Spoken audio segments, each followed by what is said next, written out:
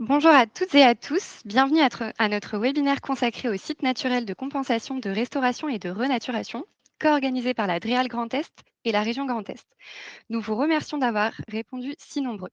Un petit rappel sur les règles d'usage, le webinaire est donc enregistré et sera disponible en replay. Vos caméras et vos micros sont coupés pour limiter le bruit parasite et nous vous invitons à poser vos questions directement dans l'onglet questions tout au long du webinaire. En guise d'introduction, je laisse la parole à Lionel Berthet, directeur adjoint de la DREAL Grand Est, puis à François Werner, vice-président de la région Grand Est en charge de la transition écologique énergétique de la région Grand Est. Bonjour à toutes et à tous. Avant de commencer, est-ce que vous pouvez me faire signe pour me dire que vous m'entendez correctement, s'il vous plaît? Merci. Donc, je vous souhaite également la bienvenue à ce webinaire qui est organisé par le Conseil régional et les services de l'État. Et pour démarrer, je vais poser une question très simple. Les SNCRR, qu'est-ce que c'est? Eh bien, c'est un nouvel outil qui vise à faciliter la rencontre entre, d'une part, un besoin de compensation écologique par acteur d'un porteur de projet, ou bien la volonté de contribuer à une action de restauration et de renaturation par un porteur de projet volontaire, et d'autre part, les gestionnaires de sites sur lesquels de telles actions pourraient être menées. Il s'agit donc de rendre visibles les possibilités du territoire pour les porteurs de projets, de faciliter l'anticipation pour trouver le site répondant à leurs besoins et aux gestionnaires de sites potentiels de les faire connaître, de les caractériser comme pouvant accueillir une opération de compensation ou bien une opération de renaturation et de restauration. Je me demande si, sous le contrôle du CGDD, on ne pourrait pas résumer en disant qu'il s'agit de créer un site de rencontre, une sorte de meeting pour la nature, ou plutôt adopte un site. Mais je m'égare et il vaut sans doute mieux que je vous dise qu'au cours de cette matinée, nous allons vous présenter ce nouveau dispositif qui vise d'abord à faciliter les opérations obligatoires de compensation écologique dans la logique de la séquence que vous connaissez désormais tous, éviter, réduire, compenser, accélérer les opérations de restauration et de renaturation volontaires, et structurer une capacité de renaturation pouvant répondre, entre autres, aux trajectoires de désartificialisation de certains espaces dans le cadre de la politique de sobriété foncière. Vous l'avez compris, les SNCRR répondront en premier lieu aux besoins des porteurs de projets qui ont une obligation de compensation écologique. Mais ils sont également en capacité de répondre aux initiatives en faveur de la biodiversité, et c'est un outil qui s'ouvre au financement public et privé. Ce n'est cependant pas un outil miraculeux et s'il est facilitant, il ne résout pas à lui-même certains enjeux clés comme la maîtrise foncière dont nous savons toutes et tous que ce peut être une difficulté ou un élément de ralentissement des projets. C'est pourquoi le Conseil régional, que je remercie de nouveau, et la DREAL ont souhaité vous proposer ce temps d'échange pour vous présenter l'outil SNCRR et surtout discuter ensemble de son potentiel et des bonnes pratiques à mettre en place pour faciliter le succès des projets de développement nécessitant une compensation écologique, mais également, et je le répète, des projets de renaturation ou de restauration. Cette matinée est l'opportunité de bénéficier du retour d'expérience de plusieurs projets qui sont engagés et réalisés dans d'autres territoires sur le pays et vous présenter les modalités d'accompagnement des porteurs de projets dans notre région. Avant de céder la parole aux intervenants, je tiens à saluer et à remercier pour leur participation M. Patrick de Ronzier du Conseil général du développement durable, Mme Camille Deschavassine de la Direction de l'eau et de la biodiversité, Mme Karine Bruxelles-Bout et M. Philippe Schwab du GIP Seine et Yvelines Environnement, Mme Caroline Follet de la CDC Biodiversité, M. Vasinotto de l'Office français de la biodiversité et bien sûr l'ensemble des équipes du Conseil régional et de l'État qui ont organisé l'événement. Je transmets sans plus tarder la parole à M. François Werner, vice-président du Conseil régional, chargé de la transition écologique. Merci beaucoup et bonjour à toutes et tous. Vous êtes très nombreux inscrits et connectés et je crois que c'est pour nous et aussi bien pour la préfecture comme pour le conseil régional une grande satisfaction parce que ce qu'on veut montrer et illustrer ce matin, d'une part, c'est la grande tradition de co-construction que nous avons désormais bien en place sur le territoire entre des dispositifs État, des dispositifs régions, mais aussi la volonté que ces dispositifs ESTA, ces dispositifs régions, s'articulent au mieux avec la diversité et la multiplicité de nos territoires. Et donc, je pense que si vous vous êtes inscrit, alors c'est peut-être dans ces cas-là, quelquefois, pour vous dire, il y a peut-être des sous à tirer, mais je pense que c'est plus que ça, et que c'est l'envie aussi de co-construire avec nous quelque chose de fondamentalement nouveau.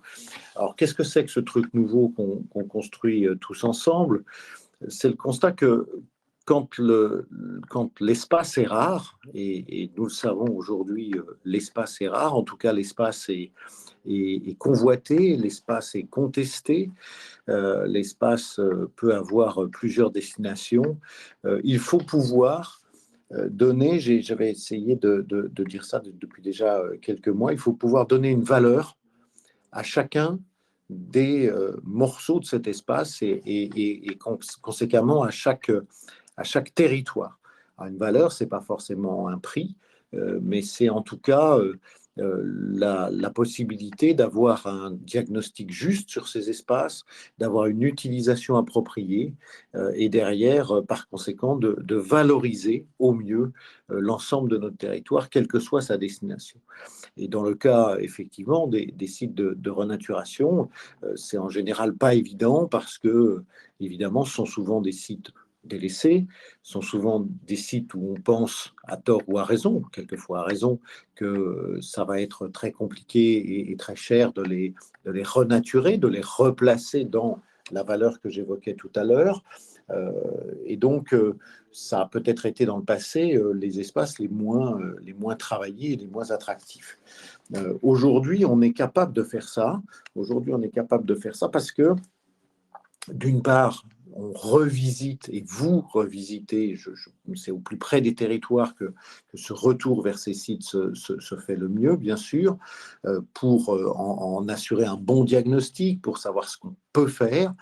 Et puis aussi parce que, évidemment, tout un chacun est aujourd'hui confronté à la rareté du foncier artificialisable et que c'est vrai, la compensation est toujours quelque chose d'intéressant dans les projets du moment. Tant mieux. Tant mieux. Utilisons ce levier, utilisons cette force pour pouvoir sortir de beaux projets. Donc, l'objectif d'aujourd'hui, c'est d'une part présenter le dispositif, mais c'est aussi, je dirais, pré-sourcer, si je puis dire, un certain nombre de projets dont nous savons que vous les portez, que vous êtes en train de les élaborer, pour qu'ils puissent répondre à la volonté qui est celle de notre, encore une fois, de notre territoire, où chaque hectare doit avoir sa propre valeur. Merci et bon travail. Un grand merci, Monsieur Berthet et Monsieur Berner, pour votre introduction. Donc, nous débutons notre webinaire par une première partie consacrée à la présentation du dispositif par le ministère en charge de l'écologie. Je laisse donc la parole à Monsieur Derandier et Madame de Chavassine.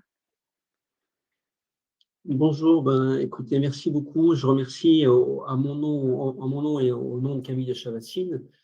Donc, je remercie beaucoup les équipes de l'ADREAL et le Conseil régional de leur initiative et de leur implication, et puis tous les participants qui sont nombreux connectés. On va vous faire une présentation à deux voix. Je suis moi-même, donc Patrick Deronzier, je suis directeur de projet sur les crédits biodiversité au ministère de l'écologie, et je m'occupe au niveau national du déploiement du dispositif des SNCRR qui, de façon pratique sur le terrain, est instruit. Enfin, il y a un processus d'agrément et les correspondants locaux sont les DREAL en charge d'agréer le dispositif et puis ensuite de le suivre.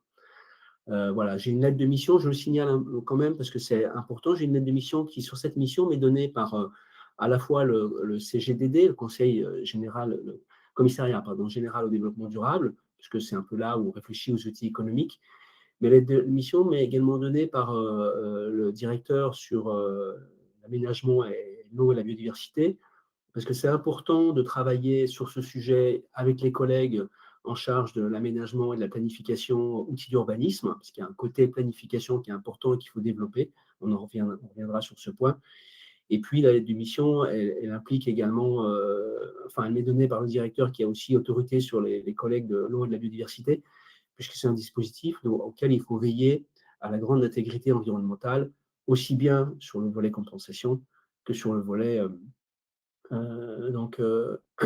volontaire, compensation et contribution volontaire.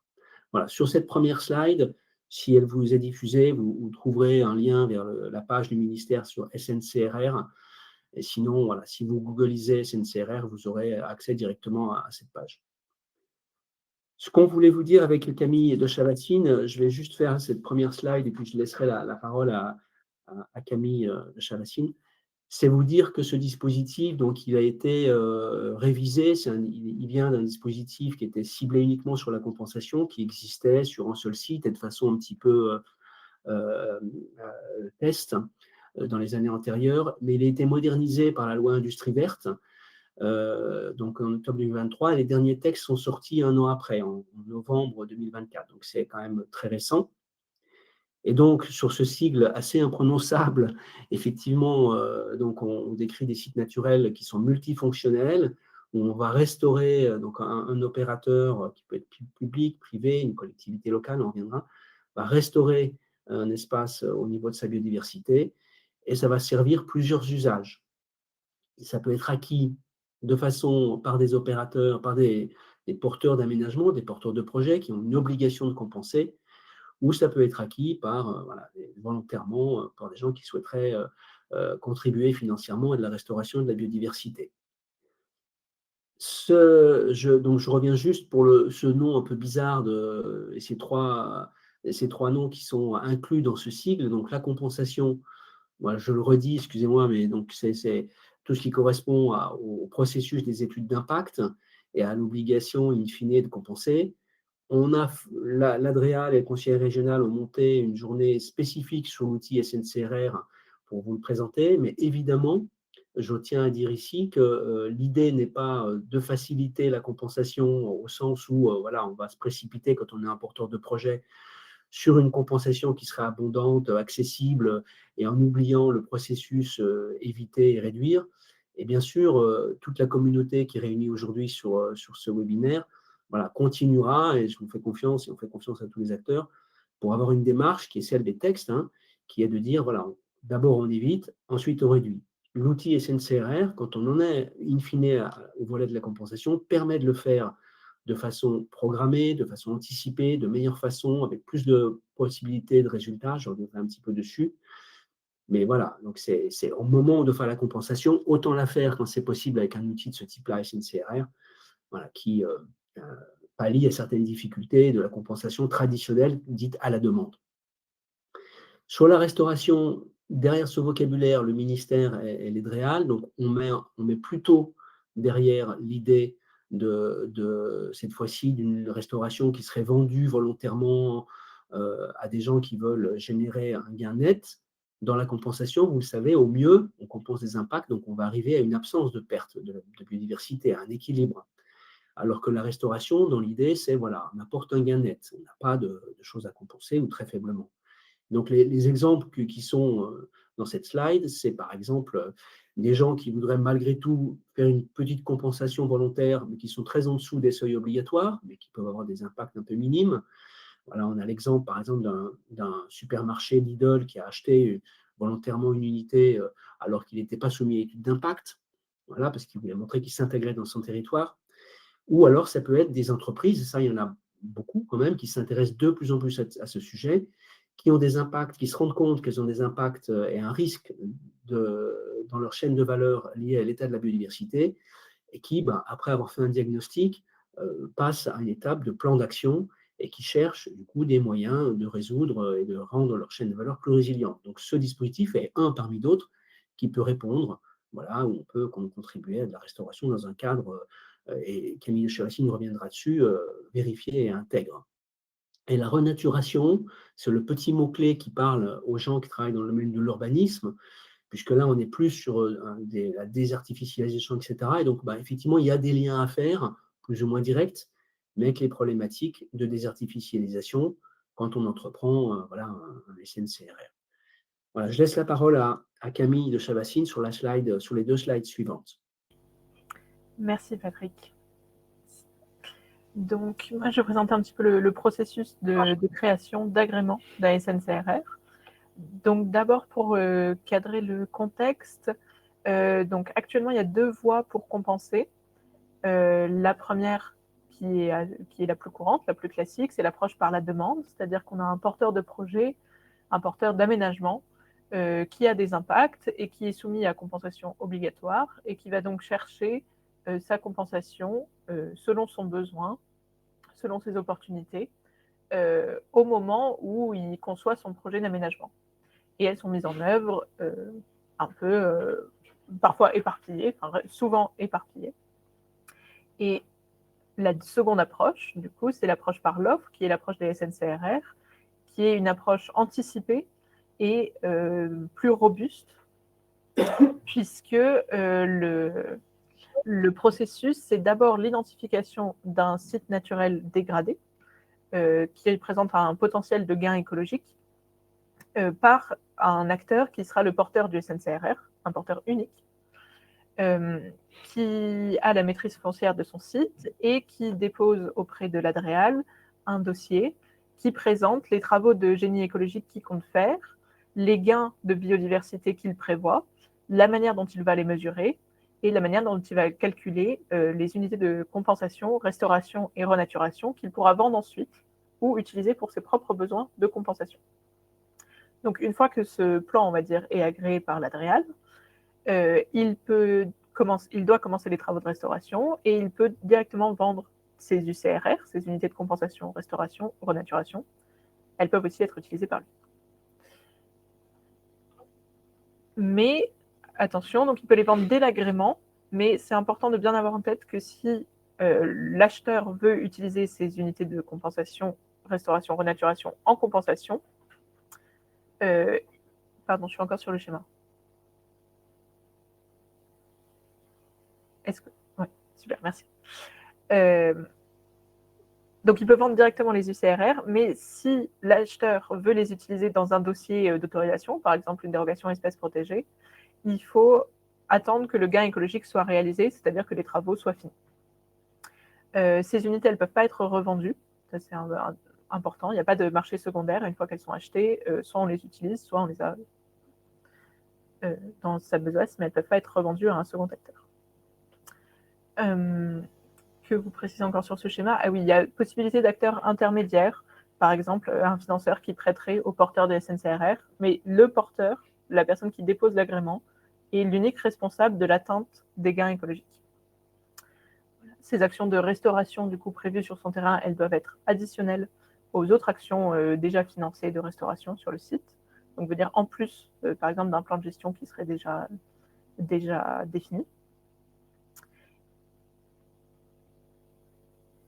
Je pense que j'ai tout dit sur le schéma. Si on peut passer à la suivante. Donc, ce qui est important de retenir, c'est que le SNCRR, c'est un dispositif qui présente des garanties environnementales assez fortes, qui sont vérifiées lors de l'agrément par l'ADREAL, du coup, par l'État local. Donc, qui vérifie au moment de l'agrément la pertinence écologique du site, donc sa localisation, sa connexion avec d'autres espaces naturels éventuellement. Appuyer sur un outil qui peut être utile à tous, pas que aux services instructeurs, mais aussi aux porteurs de projet, qui s'appelle la grille d'évaluation de la pertinence écologique, donc un outil développé par l'INRAE qui est en ligne. Pendant l'agrément, on vérifie aussi les moyens, donc à la fois les capacités techniques de restauration du demandeur de l'agrément, donc du porteur de SNCRR, mais aussi ses capacités financières. Évidemment, on vérifie que la trajectoire écologique a l'air réaliste, puisque une fois qu'on est engagé dans l'agrément, le porteur de SNCRR a une obligation de résultat. Donc c'est important quand même de ne pas s'engager sur des choses qui sont irréalistes. Pendant la procédure, il y a aussi un avis scientifique du CNPN ou du CSRPN, donc des conseils scientifiques de protection de la nature. Donc le niveau dépend des espèces visées ou des habitats visés. Voilà. Et dans l'agrément, le porteur de SNCRR peut aussi définir des mesures de sauvegarde du gain, c'est-à-dire des réserves au cas où ça ne se passe pas comme prévu. Il ne vend pas assez du CRR pour financer ses travaux, il peut avoir des réserves. Donc, tout ça, ça fait partie de la qualité du dispositif SNCRR. qui est un engagement sur minimum de 30 ans, donc c'est dans les textes de loi, pour assurer en fait une compensation et des gains écologiques, en tout cas des gains écologiques sur la durée. Donc il est engagé pour minimum 30 ans, bien sûr il peut aller au-delà de 30 ans s'il le souhaite, ce qui implique du coup une maîtrise foncière, je crois que Patrick y reviendra, du terrain tout simplement pour s'assurer que les gains sont maintenus et que le terrain reste un terrain naturel tout au long de l'agrément. Mais aussi, suite à l'agrément, le porteur de SNCR doit prévoir un plan minimum 5 ans avant la fin de l'agrément pour s'assurer que les gains sont maintenus au-delà de l'agrément. Ça reste encore un peu théorique, puisque évidemment pour l'instant on n'a pas eu de SNCR qui arrive à 5 ans de sa fin d'agrément, mais voilà, il faut y penser. Et enfin, dans le processus, il y a un comité de suivi présidé par le préfet, constitué d'acteurs locaux proposés par le porteur de SNCRR et validés par la DREAL au moment de l'agrément, qui suit les gains écologiques, la trajectoire, la mise en œuvre des travaux, et qui éventuellement réfléchit avec le porteur de projet à des actions de correction si jamais il s'avère qu'on n'est pas sur la trajectoire écologique qu'on avait prévue. Voilà, ce qui n'est pas forcément une erreur du porteur de projet, ça peut être des choses imprévues, des événements climatiques particuliers, mais voilà, c'est important du coup de pouvoir penser à des mesures correctives qui permettent de rester sur la trajectoire écologique. Voilà, et je repasse la parole à Patrick qui va vous parler un peu de qui peut élaborer un SNCR. Merci beaucoup. Donc voilà, on va être assez rapide. Il reste que 4 slides qui iront assez vite, comme ça vous aurez le temps de poser des questions. Donc dans les textes, voilà, c'est aussi bien des acteurs publics ou privés qui peuvent chacun élaborer des SNCRR. Et donc vous aurez des interventions ici d'un acteur public qui est voilà, une émanation du conseil départemental des Yvelines et du conseil départemental d'un voisin, et organisé sous forme d'un GIP, voilà, donc une entité publique. On a des réflexions dans un PNR qui réfléchit à l'outil SNCRR, et puis d'autres collectivités locales. Et sinon, il y a également le Conservatoire du littoral, l'ONF, donc voilà, tout ça pour vous citer les acteurs publics, les ports, certains grands ports autonomes qui ont lancé des études pour voilà, organiser leur SNCRR. Il y a évidemment des acteurs privés, donc vous aurez aussi l'intervention de CDC Biodiversité, voilà, qui est un acteur qui a pas mal d'expérience à son actif dans le domaine. Et puis, je peux le citer, puisque c'est également sur le site du ministère, où vous avez accès sur la page SNCRR à la présentation des 3 sites aujourd'hui agréés. Et donc, il y en a un qui est porté par une société anonyme qui est composée d'un bureau d'études, Biotope, et d'un porteur de foncier.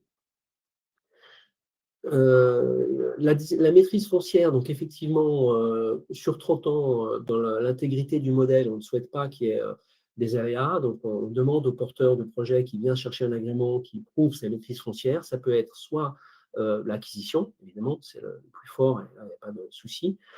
Soit ça peut être un bail emphytéotique, soit, donc je signale aussi que donc, sur un des 3 SNCRR aujourd'hui approuvés, il y a eu justement un montage un peu particulier où sur un gros domaine foncier de 250 hectares, qui était une ancienne abbaye, qui est maintenant plutôt un site touristique, hein, mais le propriétaire foncier, une famille, en fait, s'est associé avec un bureau d'études, donc le bureau d'études Biotope, et ensemble, ils ont créé une entité, une société anonyme en action simplifiée, enfin une société en action simplifiée, qui a été chercher et déposer l'agrément. Donc là, il n'y a pas eu d'achat de terrain, mais il y a eu voilà, et c'est reproductible, hein, me semble-t-il, avec d'autres propriétaires fonciers, où il y a une association de prise de risque en commun, et on a bien une personne agréée qui porte un CNCRR qui a tout à fait la maîtrise du foncier, même s'il n'y a pas eu de transaction et d'achat, ce qui, dans le modèle économique, est quand même intéressant, puisque personne n'a investi, du coup, initialement. Sur les compétences, on va vérifier, la DREAL vérifiera au moment de l'agrément que la personne qui vient chercher l'agrément a bien des compétences à la fois techniques, parce qu'effectivement, il faut conduire des études écologiques, il faut mettre en place les travaux pour générer le gain écologique qui est attendu, restaurer la parcelle en question, les parcelles en question, voilà, et puis assurer un suivi. Et puis, on va également vérifier que derrière, comme c'est un modèle économique qui est un peu capitalistique, puisqu'il y a pas mal d'investissements au départ, que la personne a les moyens, voilà, un business plan qui tient la route. Et donc, on va regarder voilà, les capacités d'investissement, la solidité financière, au moment d'agréer le projet. Voilà, on peut passer à la slide suivante pour dire comment on fait. Alors, c'est un peu des prémices très générales vues du ministère. Vous aurez des illustrations plus précises dans les temps qui vont suivre. Mais ce que je tenais à souligner, c'est d'aller vraiment, on souhaite le ministère, avec les DREAL, développer cet outil en construisant un véritable projet de territoire. Donc c'est un nom un peu passe-partout, mais c'est vraiment voilà, l'idée de l'ancrer dans les attentes du territoire, qu'on ait une démarche qui ne soit pas du ministère vers le terrain, mais bien l'inverse, évidemment. Et un des premiers points, le premier bullet point, c'est que ça s'inscrit dans la planification du territoire. Aujourd'hui, c'est quand même assez faible, assez faiblement fait, mais on souhaite vraiment, il y aura un groupe de travail qui va démarrer dans cette année avec voilà, sur ce thème de comment on intègre mieux l'ensemble d'ailleurs de la séquence éviter, réduire, compenser dans la planification des PLU et des SCOT. Hein. Et voilà, donc il y a des dispositions, on reviendra sur les zones de renaturation préférentielle. Il y a aussi la thématique des trames vertes et bleues, donc voilà, c'est une bonne façon de réfléchir à la planification territoriale. Et puis vous avez aussi, et il y aura quelques incises plus tard, mais les atlas de biodiversité communale, les ABC, qui sont des bons indicateurs des endroits de biodiversité qu'il faut préserver et des endroits qui sont un peu dégradés, qui pourraient servir justement de zone de mise en place de cette compensation, de cette restauration. Il faut travailler quand on a l'idée de creuser un peu cette idée, d'aller vers les SNCRR. Donc, je précise ici aussi que c'est un dispositif qui est quand même assez souple. Hein. Il est rigide sur l'aspect intégrité qu'on va vérifier, mais sur le montage, il est très souple dans son utilisation. Il y a plusieurs formes qui peuvent être faites. Ça, c'est important à avoir en tête. Ce que je dis aussi, parce que je ne l'ai pas dit sur la partie territoriale, c'est qu'il faut bien réfléchir à l'emprise un petit peu du territoire, à qui va être le porteur, si c'est une collectivité territoriale. Et donc, des échelles trop micro de la collectivité, ce sera peut-être un petit peu, voilà, une collectivité, une commune peut toujours porter un projet, mais il faut s'attendre du coup à ce que ce projet il soit effectivement utilisé et il serve des projets qui soient ailleurs au niveau de la commune, et des échelles de Comcom ou d'Aglo, voilà, où il y a à la fois du dynamisme économique, etc., et sont peut-être des échelles à étudier de plus près pour installer cet outil. C'est un outil qui reste, il n'y a pas de surface minimum, mais c'est vrai que pour quelques hectares, l'outil va être très lourd. Et il vaut mieux partir sur des compensations traditionnelles, au coup par coup, à la demande, etc. Voilà, à partir d'une cinquantaine d'hectares, etc., vous verrez les exemples, mais voilà, ça commence à devenir consistant. Il y a cette thématique de l'échelle d'implantation qu'il faut réfléchir à, voilà, parce que c'est un outil mutualisé. Donc, qui dit mutualisation, se dit, voilà, qui travaille ensemble sur cet outil. Ce que je voulais, vous avez abordé, monsieur le vice-président de la région, la question délicate des fonciers. Donc, effectivement, ça reste un point difficile quand on monte ces SNCRR. Je vous ai quand même donné des exemples pour vous dire qu'il n'y a pas que le modèle de l'acquisition qui est valable en termes d'agrément. Il faut travailler donc sur réfléchir au début d'un projet sur où sont un peu les terrains dont la biodiversité peut être dégradée, parce qu'effectivement, on est plutôt sur générer un gain, donc on part sur un état qui est plutôt sur lequel on va pouvoir amener, restaurer une biodiversité en meilleur état. Donc, il faut commencer à réfléchir à ça. Où est-ce qu'ils sont ces terrains d'un point de vue biodiversité et comment je vais pouvoir les acquérir, si je veux les acquérir ou si je veux faire d'autres formes de maîtrise foncière. Il faut avoir ces pré-repérages. En même temps, il faut faire, c'est un outil quand même économique, donc il faut faire une vraie étude de marché. Voilà, ce n'est pas un outil réglementaire qui va s'imposer, etc. Il n'y a rien de réglementaire, il n'y a pas d'expropriation, il n'y a aucun outil coercitif derrière le CNCRR. Et l'étude de marché, elle demande à regarder un petit peu, avoir une étude prospective pour dire mais où sont les projets qui vont venir s'installer.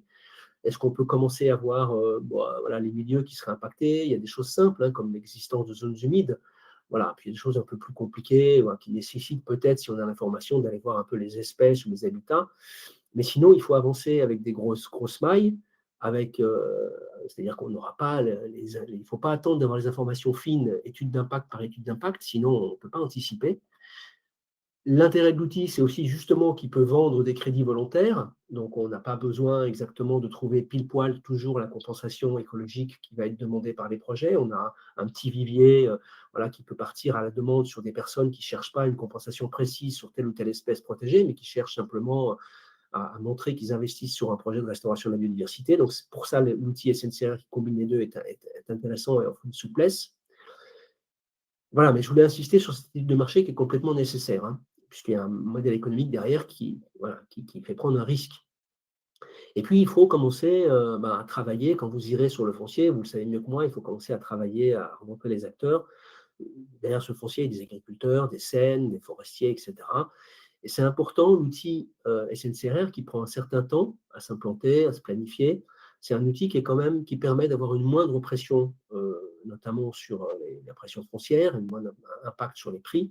Et ça, c'est quand même une bonne façon de travailler avec les représentants du monde agricole qui sont peut-être connectés, et effectivement, qui peuvent parfois avoir des récriminations par rapport à des démarches qui ne seraient pas programmées, pas prévues et qui vont être prêtes à payer un petit peu en dehors des prix du marché de façon haussière des acquisitions de terrain dans une démarche précipitée. Voilà. Donc ça, c'est plutôt la compensation traditionnelle à la demande. Le SNCRR, qui est un outil qu'on programme, de ce point de vue-là, voilà, il y a quand même des avantages. J'insiste aussi sur un dernier point sur cette slide. Euh, c'est une démarche qui se fait, on ne va pas dire, tiens, tout d'un coup, on va geler le territoire, on part sur un SNCRR, ça va être notre seul fer au feu. Évidemment, il faut continuer à prospecter. La compensation à la demande, qui fait aujourd'hui 99% de la compensation, va continuer et vous continuerez. Et c'est en avançant sur cette piste-là et en réfléchissant au fur et à mesure à l'implantation intelligente dans SNCRR qui va donc anticiper et prendre plusieurs attentes de compensation. Voilà, vous aurez une démarche qui sera en parallèle en continuant à faire un peu de compensation à la demande et en prenant le temps de programmer correctement et de faire émerger le SNCRR. Ça aussi, je voulais vous le dire. Voilà. De la même façon que dans un SNCRR, on n'aura pas toutes les demandes forcément d'un porteur de projet. Un porteur de projet, il pourra avoir des impacts sur 2 milieux ou 3. Voilà, ce n'est pas certain qu'il trouvera tout dans un SNCRR. On peut passer à la slide suivante, où simplement, je n'avais un peu parlé, et donc j'illustre 3 cas des SNCRR qui existent. Et donc, il y en a, vous verrez sur la slide qui va arriver, donc le SNCRR de Cossure, voilà, c'est juste la slide d'avant. Je crois qu'on est passé trop vite. Ah non, excusez-moi. Non, pardon, vous avez raison. Vous avez raison, c'est moi. Donc, sur cette slide, je vous disais que je voulais vous dire que l'ambition du ministère, c'est de déployer massivement les SNCRR. Bon, je reviens un peu rapidement, peut-être sur le deuxième point, pour vous dire que, et ça, vous pourrez le travailler avec les DREAL. Donc, il a été introduit une possibilité, il n'y a pas d'obligation, mais une possibilité de créer des zones de renaturation préférentielles et donc qui sont articulées avec les orientations d'aménagement et de programmation des PMU et qui sont articulées avec les documents d'orientation et d'objectifs des SCOT et qui sont des zones dans lesquelles, effectivement, quand vous allez planifier vos révisions, etc., de PLU et de SCOT, vous mettrez de côté des terrains qui sont en dehors des terrains dont la biodiversité a été identifiée dans les ABC comme à préserver, mais des terrains où il y a de la potentialité de restauration, de renaturation, etc. Et il est dit dans les textes que, voilà, quand vous avez de la compensation à faire, regardez en priorité sur ces zones-là si cette compensation ne peut pas se localiser dans ces zones. Et pour les SNCRR, il est dit également, soit vous les localisez dans ces zones, soit vous programmez, c'est marqué ainsi, vous programmez en dehors des zones de renaturation préférentielle, mais vous pouvez en tout cas programmer des implantations de SNCRR aussi dans votre planification. Ça, c'est très important. Le dernier point, c'était pour faire un petit pas de côté sur vous dire qu'un certain nombre d'entre vous, je pense autour de l'écran, travaillent aussi à l'élaboration dans les régions, à la réflexion des actions qui vont venir nourrir le plan national de restauration de la nature, vous savez, qui va sortir au niveau national en fin d'année. Il y a plein d'actions de restauration. Là, on est plutôt sur générer un gain net. Et donc, l'État se rend compte qu'il souhaite maintenir ses financements publics, mais ça ne suffira pas pour un tas d'objectifs qui sont marqués. Et donc, on est en train de, pour ces objectifs qui sont listés, de chercher des financements privés. Et donc, le SNCRR est un label, est un agrément qui permet, qui donne un certificat de confiance, en tout cas, au marché, et qui permet, avec ce label, de vendre des unités de restauration volontaire. Les gens peuvent le faire, enfin les gens qui voudraient contribuer peuvent le faire par d'autres outils qui ne sont pas des crédits biodiversité, qui ont un montage différent, avec une défiscalisation, qui sont du mécénat. Mais en tout cas, sur l'outil Crédit Biodiversité, c'est le seul outil avec un certificat de l'État surveillé, etc.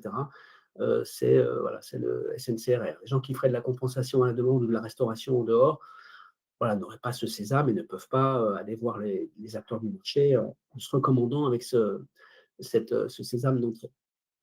Voilà, sur le dernier slide, je voulais simplement vous donner l'illustration des 3 sites qui existent. Donc un site qui est ils sont tous dans le sud de la France. Il y a un site qui est dans les Bouches-du-Rhône, c'est le site de Cossure, c'est le site historique, qui fait 350 hectares, qui a été monté par la CDC Biodiversité et qui est maintenant intégralement vendu ou réservé. Il n'y a plus d'unités qui sont commercialisables. Vous avez le site de Sainte-Maxime qui a été agréé en 2024, à l'été 2024, et qui est déjà en partie significativement réservé. Et puis, il y a le site qui est donc un autre opérateur qui est, vous voyez le logo de Biotope et qui s'est groupé avec le propriétaire foncier et qui est en cours voilà, de vente de ces certificats. Donc, si vous tapez SNCRR, vous aurez sur la page du ministère et vous avez en bas de la page la présentation de ces sites, une courte présentation, et vous avez accès à un tableau qui vous donne, voilà, qui est actualisé chaque mois et qui vous donne l'état des ventes. Alors, quand on cherche la compensation, c'est quand même des sites qui sont un peu loin de la région Grand Est. Donc, je doute que vous trouviez, voilà, il faut, voilà, les conditions, je ne l'ai pas dit, mais les conditions vous les connaissez, hein, de l'accès à la compensation, c'est l'équivalence écologique. Donc, voilà, un impact est compensé par une restauration qui génère, voilà, qui restaure les espèces ou les habitats impactés de façon identique. Et puis, la deuxième condition, c'est la proximité fonctionnelle, c'est-à-dire que la compensation, elle va, voilà, agir à l'échelle du milieu de vie des espèces ou des habitats, à l'échelle de l'écosystème. Donc, quand il s'agit d'espèces peu mobiles, la proximité fonctionnelle, elle sera très géographiquement très resserrée. Et quand c'est des espèces migratrices, voilà, la proximité fonctionnelle est peut-être plus lointaine. Mais enfin bon, voilà. Et je sais, sinon, je voulais vous dire, voilà, vous voyez certains opérateurs qui travaillent activement sur ces dispositifs. On n'a pas eu de demande d'agrément l'année dernière, mais on y en a 4 qui sont, voilà, qui vont être déposées. Enfin, il y en a une qui a déjà été déposée cette année. Il y en a 3 autres qui sont au moins 3 autres qui sont attendus pour être déposés d'agrément cette année. Et puis, on a plus de 25 projets, 25 à 30 projets, les données qui remontent des Réal, qui sont en train d'être travaillés sur le territoire voilà, avec des gens qui essayent de faire émerger les projets. Voilà. J'ai été un peu plus long que prévu, je suis désolé, mais il reste, je crois, quelques minutes pour échanger.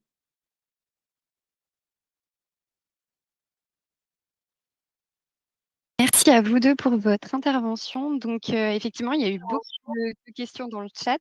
Je rappelle une petite règle, on vous demande d'écrire les questions plutôt dans l'onglet questions que dans le chat. C'est plus facile pour nous pour les mobiliser. Et donc, du coup, on a un petit temps. J'ai sélectionné trois questions. Alors, la première, quelles sont les garanties financières qui peuvent être demandées aux porteurs du SNCRR et comment les mettre en œuvre en termes réglementaires? Camille? Alors, je peux peut-être la prendre, c'est une bonne question. Pardon. Je peux peut-être la prendre, c'est une bonne question, mais c'est vrai que on n'a pas encore utilisé cette disposition. Et donc, voilà, elle est prévue dans les textes. Peut-être que l'intervention, enfin, il y a des sommes qui peuvent être consignées auprès de la Caisse des dépôts, donc pas de la CDCB, mais de la Caisse des dépôts et consignation. Et en fait, c'est une proposition que fait l'opérateur ou c'est une discussion avec l'Adréal au moment de l'agrément. Et, ouais, et effectivement, voilà, ça peut être mis en place. Mais le détail technique, on n'a pas eu l'occasion de le faire. Donc, je ne vais pas trop m'étendre là-dessus. Le préfet, en fait, quand il voit que les plans de gestion sont déposés pour 5 ans. Donc, les plans de gestion, ils doivent être mis en place. Et au moment de l'agrément, il y a une indication qui est donnée par le porteur du SNCRR pour dire quand est-ce qu'il va. D'abord, la quantité de gains, ça se mesure, hein, qu'il va générer. Il y a des grilles, on va mesurer le gain. C'est le nombre du CRR, hein, le nombre d'unités qu'il va générer. Et il y a un calendrier. Donc, ça, c'est un peu suivi. Le plan de gestion est tous les 5 ans. Quand on voit qu'on s'écarte, on corrige le plan de gestion. Et puis après, le préfet il a des mesures voilà, plus coercitives, de mise en demeure, après de transférer à l'agrément si voilà, il y avait un souci, et aussi de solliciter ces garanties financières. Voilà, c'est un petit peu tout ça que je voulais dire. Voilà. Merci de votre réponse. Et du coup, j'ai sélectionné une dernière question avant de passer à la suite. C'est la question de l'additionnalité au niveau des subventions. Par exemple, dans le cadre d'un projet de zone humide, comment ça se passe? Je vais laisser la parole à Camille. Puis j'en prendrai juste la parole sur un petit point, si c'est possible, très rapidement. Oui, bien sûr. Donc, sur l'additionnalité, les mesures du SNCRR, en restauration volontaire évidemment, mais en particulier en compensation, elles doivent absolument être additionnelles, donc c'est-à-dire ne pas financer des mesures qui sont déjà prévues et financées dans les plans de gestion. Mais c'est la même chose pour les mesures de compensation à la demande classique. Et donc, sur les zones humides, je crois que la question se demandait est-ce que c'est possible d'avoir aussi des subventions des agences de l'eau. Et donc, ça dépend s'il y a un projet précis, auquel cas ça peut être travaillé avec l'Adréal en amont pour s'assurer de l'additionnalité, mais le principe, c'est plutôt non, ou en tout cas, les actions financées par l'agence de l'eau ne peuvent pas donner lieu à des unités de compensation, restauration, renaturation, donc pas donner lieu à de la vente du CRR par la suite.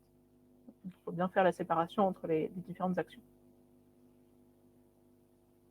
Et donc, je vous encourage, s'il y a un projet précis, évidemment, c'est bien de le travailler avec l'Adréal en amont du dépôt d'agrément, puisque le dépôt d'agrément est sous délai contraint.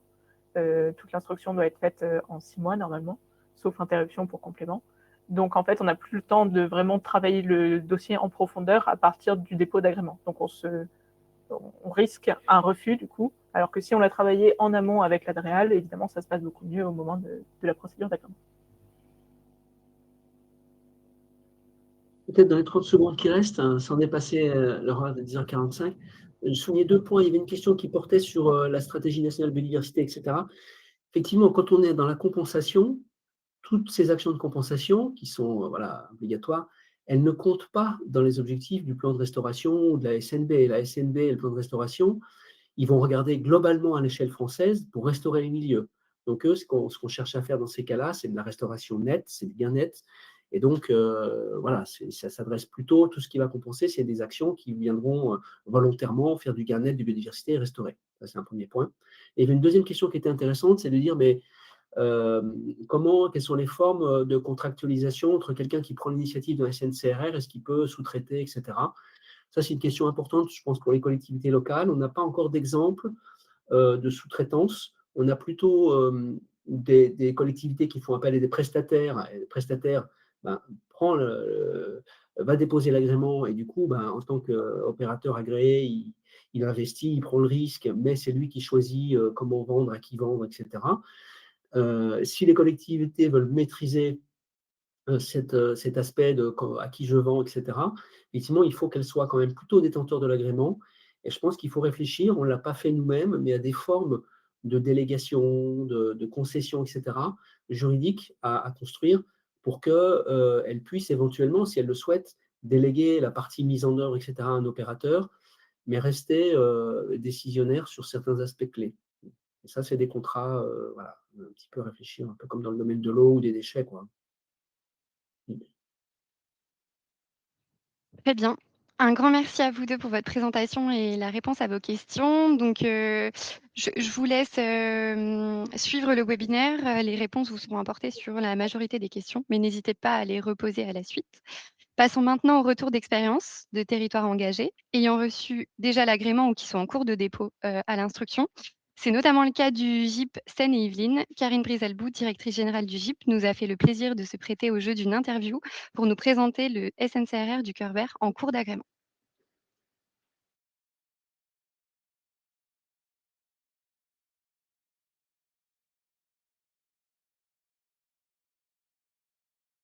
Bonjour, nous nous présentons Laura Bettenfeld et Léa Douillard-Mirou. Nous sommes 2 chargées de mission à la région Grand Est. Ensemble, nous avons en charge de favoriser l'émergence et le développement de SNCRR à l'échelle régionale. Nous sommes aujourd'hui en présence de la directrice générale de l'opérateur public environnemental, Seine et Yvelines Environnement. Pour commencer, pourriez-vous vous présenter et nous exposer l'origine de votre projet? Qu'est-ce qui vous a fait passer de l'idée de la décision de créer un SNCRR? Était-ce plutôt une contrainte réglementaire, un besoin des aménageurs ou une stratégie territoriale? Bonjour tout le monde. Merci, d'avoir sollicité le GIP pour, témoigner de son retour d'expérience, même si, nous ne sommes pas encore complètement dans la phase opérationnelle. Rapidement, le GIP Seine-et-Yvelines Environnement est un opérateur de l'Ouest parisien et nous intervenons pour une quinzaine de membres des collectivités territoriales et des établissements publics d'aménagement qui s'intéressent aux questions de biodiversité sur le territoire. Et donc, on a été missionné par un certain nombre d'entre eux pour les accompagner, puis de porter la création d'un site naturel de compensation, de renaturation et de restauration sur un territoire. Qu'est-ce qui a fait que nous sommes décidés à lancer ce projet de site naturel? 3 raisons qui se sont répondues dans un échelon territorial particulier et une ambition avec une portée financière trop importante, 70 millions, et donc une difficulté pour les collectivités, que ce soit les communes, l'agglomération ou le département pour se lancer dans un tel projet. Et puis le SNC, c'était une raison, c'est une activité économique. On est dans les Yvelines, dans une déprise économique qui dure depuis quelques décennies, et ça devient tout de suite très compliqué. Se doter sur le territoire d'un site naturel de compensation, c'est avoir un argument d'attractivité sur le territoire pour accueillir des aménageurs et des entreprises. Et puis, c'est une opportunité. Il y a un savoir-faire ancré sur le territoire avec la présence du GIP, Seine-et-Yvelines Environnement, qui existe depuis 2018, dont la vocation au départ, au moment de sa création, était un opérateur de compensation et qui, avec le développement de ses activités, est devenu opérateur environnemental. Alors, de quoi on parle?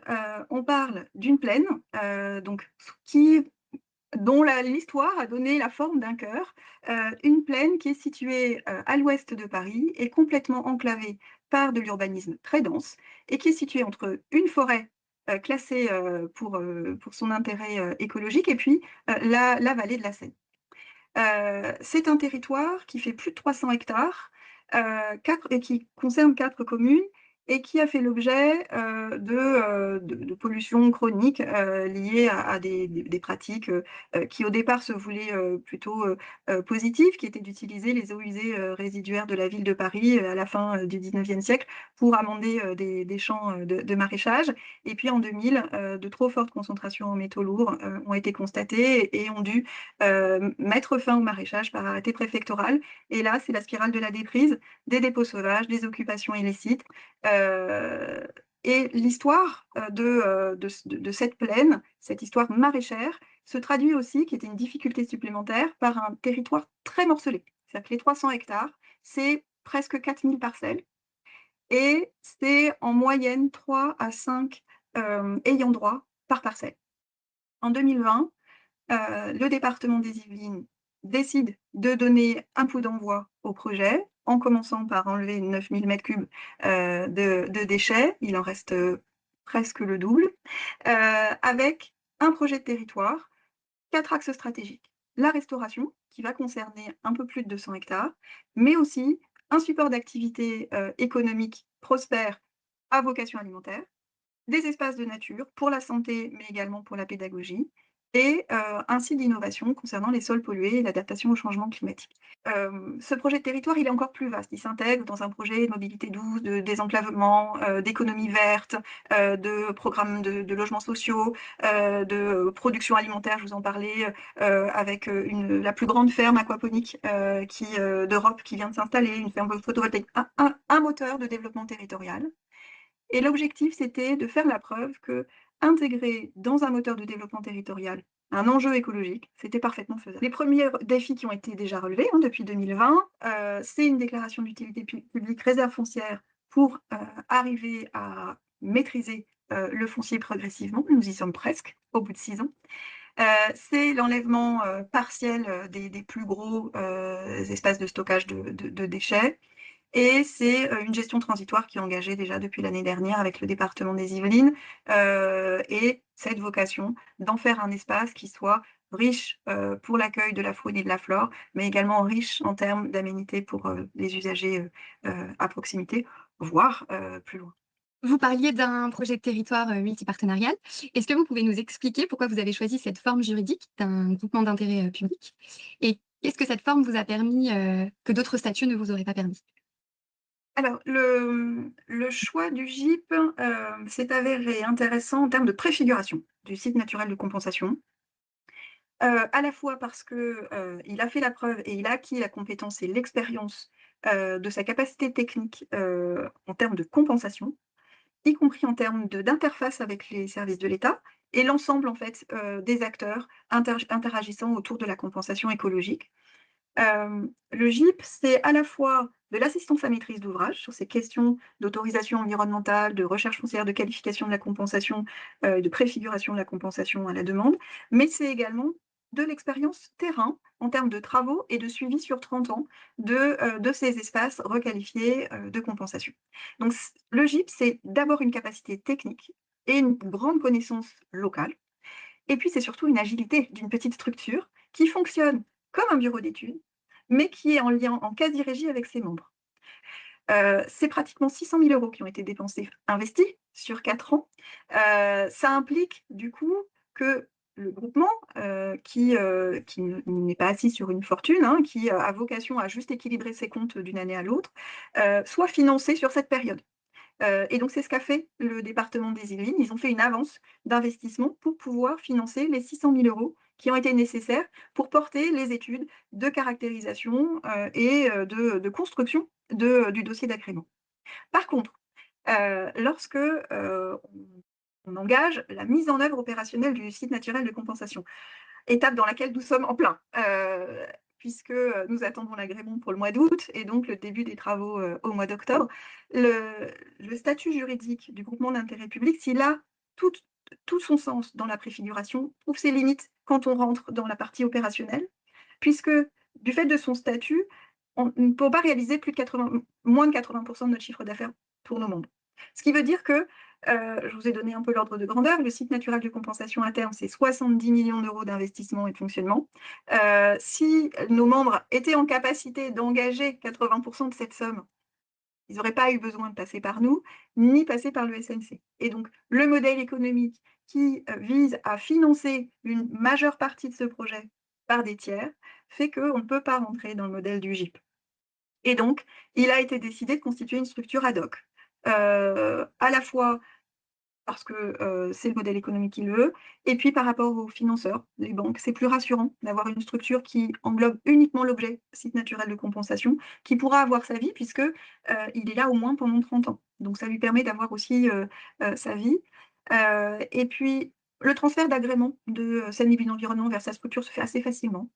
Le transfert d'actifs de la même manière. Et pour l'instant, on a fait le choix de la société coopérative d'intérêt collectif, donc la SIC, parce qu'elle prévoit dans sa gouvernance d'intégrer à la fois les partenaires actionnaires, mais également les salariés, et également un collège des acheteurs, des usagers de ces unités, qui finalement, lorsqu'il nous faut confiance et qu'ils achètent des unités de compensation, ben, ils s'embarquent avec nous dans l'aventure pour au moins 30 ans. Et donc le fait d'être partie prenante dans le choix des orientations à long terme et globalement de faire partie de la gouvernance nous semblait intéressant. Et d'autant plus encore lorsqu'il s'agissait d'investisseurs sous le format de certificats de biodiversité. Ces certificats de biodiversité, c'est un investissement volontaire qui s'intègre dans une politique RSE. Et donc, ça nous semblait naturel que dans le cadre de la déclinaison d'une politique RSE, on propose un format de type SIC à ce type d'investisseurs. Merci beaucoup Karine pour cette première présentation. On a bien vu qu'il y avait beaucoup d'investissements qui découlaient pour la mise en place d'un SNCRR. Comment vous avez construit cet équilibre financier et à quel moment vous vous êtes dit que le modèle du SNCRR il était viable sur le long terme? Ah, c'est un peu comme tout, il y a un peu de pari sur l'avenir et puis l'envie d'y croire. Comment on a défini ce modèle? Comme à peu près n'importe quelle entreprise finalement. Il fallait caractériser notre marché. Alors, on a la chance d'être en lien avec l'ensemble des collectivités territoriales qui, chacune à leur niveau, ont été contactées plus ou moins précisément par des investisseurs qui cherchent à s'installer sur le secteur. Et donc, on a contacté l'ensemble des collectivités territoriales pour qu'ils puissent nous remonter, qui sont partie prenante hein, du projet, qu'ils puissent nous remonter tout ce qu'ils ont dans les cartons au niveau du territoire dans les 10 prochaines années, pour qu'on puisse identifier quel serait à peu près le volume, le besoin de compensation dans le secteur qui est le secteur de chalandise, on va dire, du service SNC. Et puis, on a défini le prix de vente acceptable au regard de nous, notre retour d'expérience de ce qu'est la compensation à la demande. Alors, les échelles de prix dans l'ouest parisien sur la compensation peuvent varier énormément, mais notre connaissance de ce marché-là nous a permis de poser un prix de vente qui nous semble acceptable. On fait un pari sur l'avenir. D'autant plus que le marché des certificats de biodiversité est vraiment pas mature. Et puis en face, on a caractérisé nos coûts. Il fallait assurer la maîtrise foncière, il y en a déjà pour 23 millions d'euros. Dessiner la trajectoire des travaux, les itinéraires de gestion, c'est notre métier. Donc le traduire en programme de dépenses annuel, faire en sorte que à la fois le programme de dépenses soit relativement lisse sur les quelques années, mais tout en ayant du sens pour la réalité écologique qu'on en attend. Et puis, il ne faut pas oublier de penser à évaluer les dépenses de fonctionnement. Et puis, surtout, décider de se lancer. C'est le principal conseil que je peux vous donner. Lancez-vous. Il y a une analyse et une acceptation du risque commercial qui doit être partagée par vos partenaires. Et ce risque-là, vous le maîtrisez. Ce que je vous expliquais juste avant, c'est qu'on sent vos investissements à l'évolution de la commercialisation. On ne part pas sur 200 hectares d'un coup. Je vous ai donné ici la première tranche que l'on va réaliser, donc 72 hectares. Pour lequel on vient de déposer l'agrément. Et cette première tranche-là, on va elle-même la réaliser en 3 phases. Donc, c'est allons doucement, nous sommes pressés. Et ça nous permet également d'intégrer du retour d'expérience. On a des sols qui sont très drainants, très compliqués, pollués, avec beaucoup d'espèces exotiques envahissantes. Donc, prendre le temps aussi dans les séquences d'investissement, ça permet de sécuriser la suite. Et puis, comme je vous le disais, on a un intérêt à agir. Donc, c'est sans regret. Les pertes commerciales qui pourraient émerger si jamais le modèle économique nous faisait mentir et donc ne s'avérait pas viable. On est accompagné par des partenaires qui sont des collectivités territoriales qui ont de toute façon intérêt à agir, donc ils reprendront les actifs. Donc, tout ce qui aura été réalisé, de toute façon, ne sera que favorable pour le territoire. Merci beaucoup. On a vu du coup qu'une fois qu'on investit cet argent dans les unités, enfin dans les SNCRR, pardon, on voit bien qu'il y a aussi un retour sur investissement, notamment par le biais de la vente des unités de compensation. Est-ce que vous pouvez nous expliquer rapidement comment ça se passe, cette vente des unités de compensation? La structure, en fait, va venir vers nous pour se projeter vers un gain écologique dont elle doit rendre compte au service de l'État. Et donc, ce match-là, on assure l'assistance à maîtrise d'ouvrage. Et dès lors qu'on a identifié les bonnes UC par rapport à leur analyse d'impact, on va leur produire une forme de contrat de réservation. En tout cas, on attestera auprès des services de l'État qu'il y a bien le bon nombre d'unités de compensation sur les bonnes qualités qui sont mis de côté pour alimenter le dossier d'autorisation. Donc ça fait l'objet d'une contractualisation avec le client. Dès lors qu'il a son autorisation environnementale qui va venir flécher cette autorisation et donc conditionner cette autorisation à l'acquisition de ces unités de compensation, dans ce cas-là, dans les semaines qui suivent, le contrat de vente est conclu avec le versement de l'ensemble, de la totalité de la valeur de l'unité de compensation, et donc qui permet de justifier de la bonne réalisation de ses obligations au titre de l'autorisation environnementale. Et parce que l'aménageur, du coup, devient lié avec nous pendant 30 ans, par son autorisation environnementale, nous lui devons un reporting annuel, au même titre que lorsque nous trouvons du foncier et que nous engageons des travaux et de la compensation à la demande pour un aménageur. Annuellement, nous lui envoyons un rapport de bonne tenue, de bon itinéraire écologique pour qu'il puisse en faire état au service instructeur. Donc, dans la même manière, il aura son reporting annuel qui lui permet de justifier que la trajectoire est bonne. Pour sécuriser ça, on a pris 5 sécurités. Les projections de gains écologiques, on les a réalisées au travers de notre connaissance fine du contexte écologique yvelinois, on connaît très bien. On est sur cette plaine, on a déjà réalisé des compensations à la demande il y a plusieurs années, donc on connaît très bien. Et cette projection de gains écologiques, elle va être validée par les services de l'État au travers de l'agrément. En parallèle de ça, annuellement, on va avoir un comité de suivi réglementaire annuel sous le haut patronage du préfet de région et sans doute plutôt la sous-préfète de l'arrondissement, qui va vérifier la bonne trajectoire. On s'est doté depuis déjà 2 ans d'un comité scientifique indépendant de spécialité, de scientifiques reconnus internationalement sur ces questions de génie écologique et notamment dans des terrains assez compliqués, et notamment de pollution.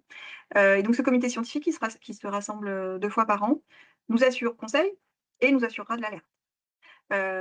Il est également missionné pour produire de la connaissance pour le futur. C'est-à-dire qu'on se projette sur un gain écologique dans 30, 50, 80 ans. Donc, il est missionné aussi pour réfléchir à ce que c'est qu'une dynamique de reconquête écologique et de produire de la matière pour que, sans doute pas eux, mais d'autres scientifiques dans 80 ans puissent utiliser cette matière pour documenter ce qu'est une évolution d'un écologique sur un terrain très dégradé à qui on donne une nouvelle trajectoire. On a également une part des unités de compensation qui vient alimenter un fonds de garantie qui viendra éventuellement être mobilisé s'il y a un aléa grave qui fait qu'on doit agir. Et puis, ils interviennent au sein de la SIC et donc ils peuvent également avoir voix au chapitre pour ne pas être surpris ou en tout cas être collaborateurs dans l'évolution et le pilotage de ceux-ci. Merci beaucoup, Karine, pour toutes ces précisions. Et si vous deviez nous donner un conseil à un territoire qui hésite ou qui voudrait se lancer dans un SNCRR, ce serait quoi comme conseil? Alors, je vous le disais, lancez-vous. Il y a tout à gagner, lancez-vous. Non, plus sérieusement, j'ai deux conseils qui me viennent. Deux conseils, dès le départ, d'être très au clair sur les interfaces avec toutes les entités contributrices, mais tous les sujets. Le foncier, l'usage, le financement, et surtout la technique en termes de gain écologique, mais le développement urbain. Voilà. Donc, identifier assez vite ces entités contributrices et du coup être très au clair avec eux sur comment on peut monter ça. Et bon, je prêche pour ma paroisse, mais vraiment se faire accompagner par des référents techniques locaux qui connaissent le territoire, qui connaissent l'ensemble des interlocuteurs dès le départ, permet de s'assurer qu'on a la grande image. Et donc, assurer un pilotage décisionnel qui intègre l'ensemble des parties prenantes dès le départ, ça me semble essentiel. La difficulté, c'est que c'est un sujet très complexe. Et donc, les associer dès le départ, ça permet qu'ils puissent rentrer dans le sujet parce que ça va nécessiter d'y revenir. Et donc, avoir cette capacité, en tout cas doter l'équipe de quelqu'un qui est en capacité de gérer des projets complexes, ça sera utile. Voilà. Donc, c'est les deux conseils que je peux vous donner si c'était à refaire. Voilà. Merci beaucoup donc, pour ce témoignage sur ce projet SNCRR. On voit bien que la mise en place d'un SNCRR, ça repose sur forcément une vision claire qui est planifiée avec un modèle économique qui est vraiment solide.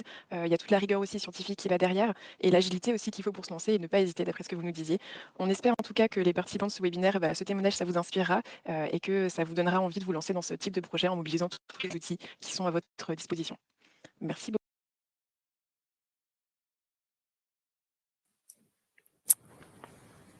Alors, pour les questions pour le GIP Seine et Yvelines, nous lui transmettrons directement vos questions et nous vous mettrons à disposition sur la plateforme Biodiversité les éléments.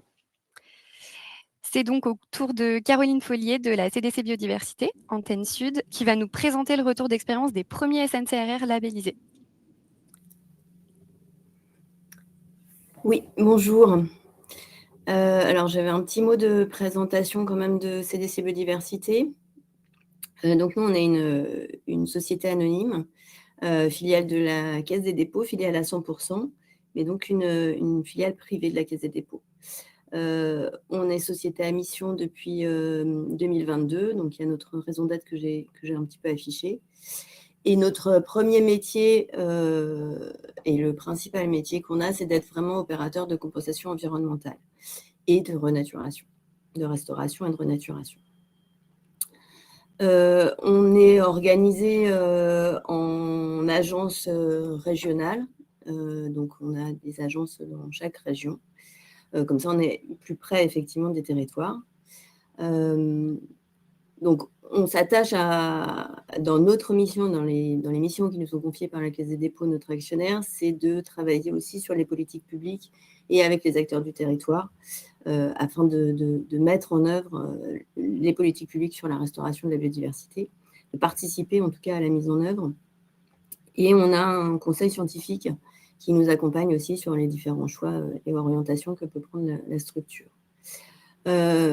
Outre le développement, la première expérimentation de SNC qu'on a menée donc, à Caussure dans les Bouches-du-Rhône, en attendant la modernisation, on va dire, de cet outil, nous, on a développé depuis 2016, depuis 2016, une démarche de mutualisation de la compensation qui permettait d'identifier des zones sur lesquelles on pouvait mettre en œuvre de la compensation pour plusieurs projets, mais échelonnés dans le temps pour qu'au final, en fait, on ait une action qui soit plus intéressante sur l'ensemble du site et en attendant un peu la modernisation. Aujourd'hui, ce qu'on peut vous dire, c'est qu'on a effectivement un certain nombre de contrats de long terme. Donc, nous, notre action d'opérateur de compensation, c'est de mettre en œuvre, enfin, c'est d'identifier des zones pour faire de la compensation, de la mettre en œuvre sur le long terme. Donc, on a vraiment, le métier d'opérateur, c'est bien cette dimension aussi, c'est-à-dire qu'on s'engage sur la durée de l'engagement du porteur de projet qui génère des impacts.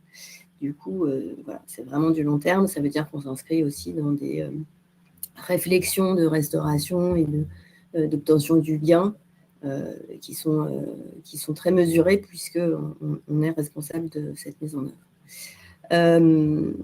Aujourd'hui, effectivement, on a 2 sites qui sont agréés, donc Cossure et le Creux du Mouton, je vous présenterai après, rapidement, on va dire. Et on a plusieurs projets en préparation et je vous présenterai un projet qui est un peu spécifique, qui est dans le Puy-de-Dôme. Donc, on n'a pas de projet dans le Grand Est. Alors, sur le Creux du Mouton, en fait... non, pardon, je ne vois pas. Ah ouais. Ah oui, j'avais une petite diapositive, pardon, sur les SNC, les sites naturels de compensation, restauration et renaturation.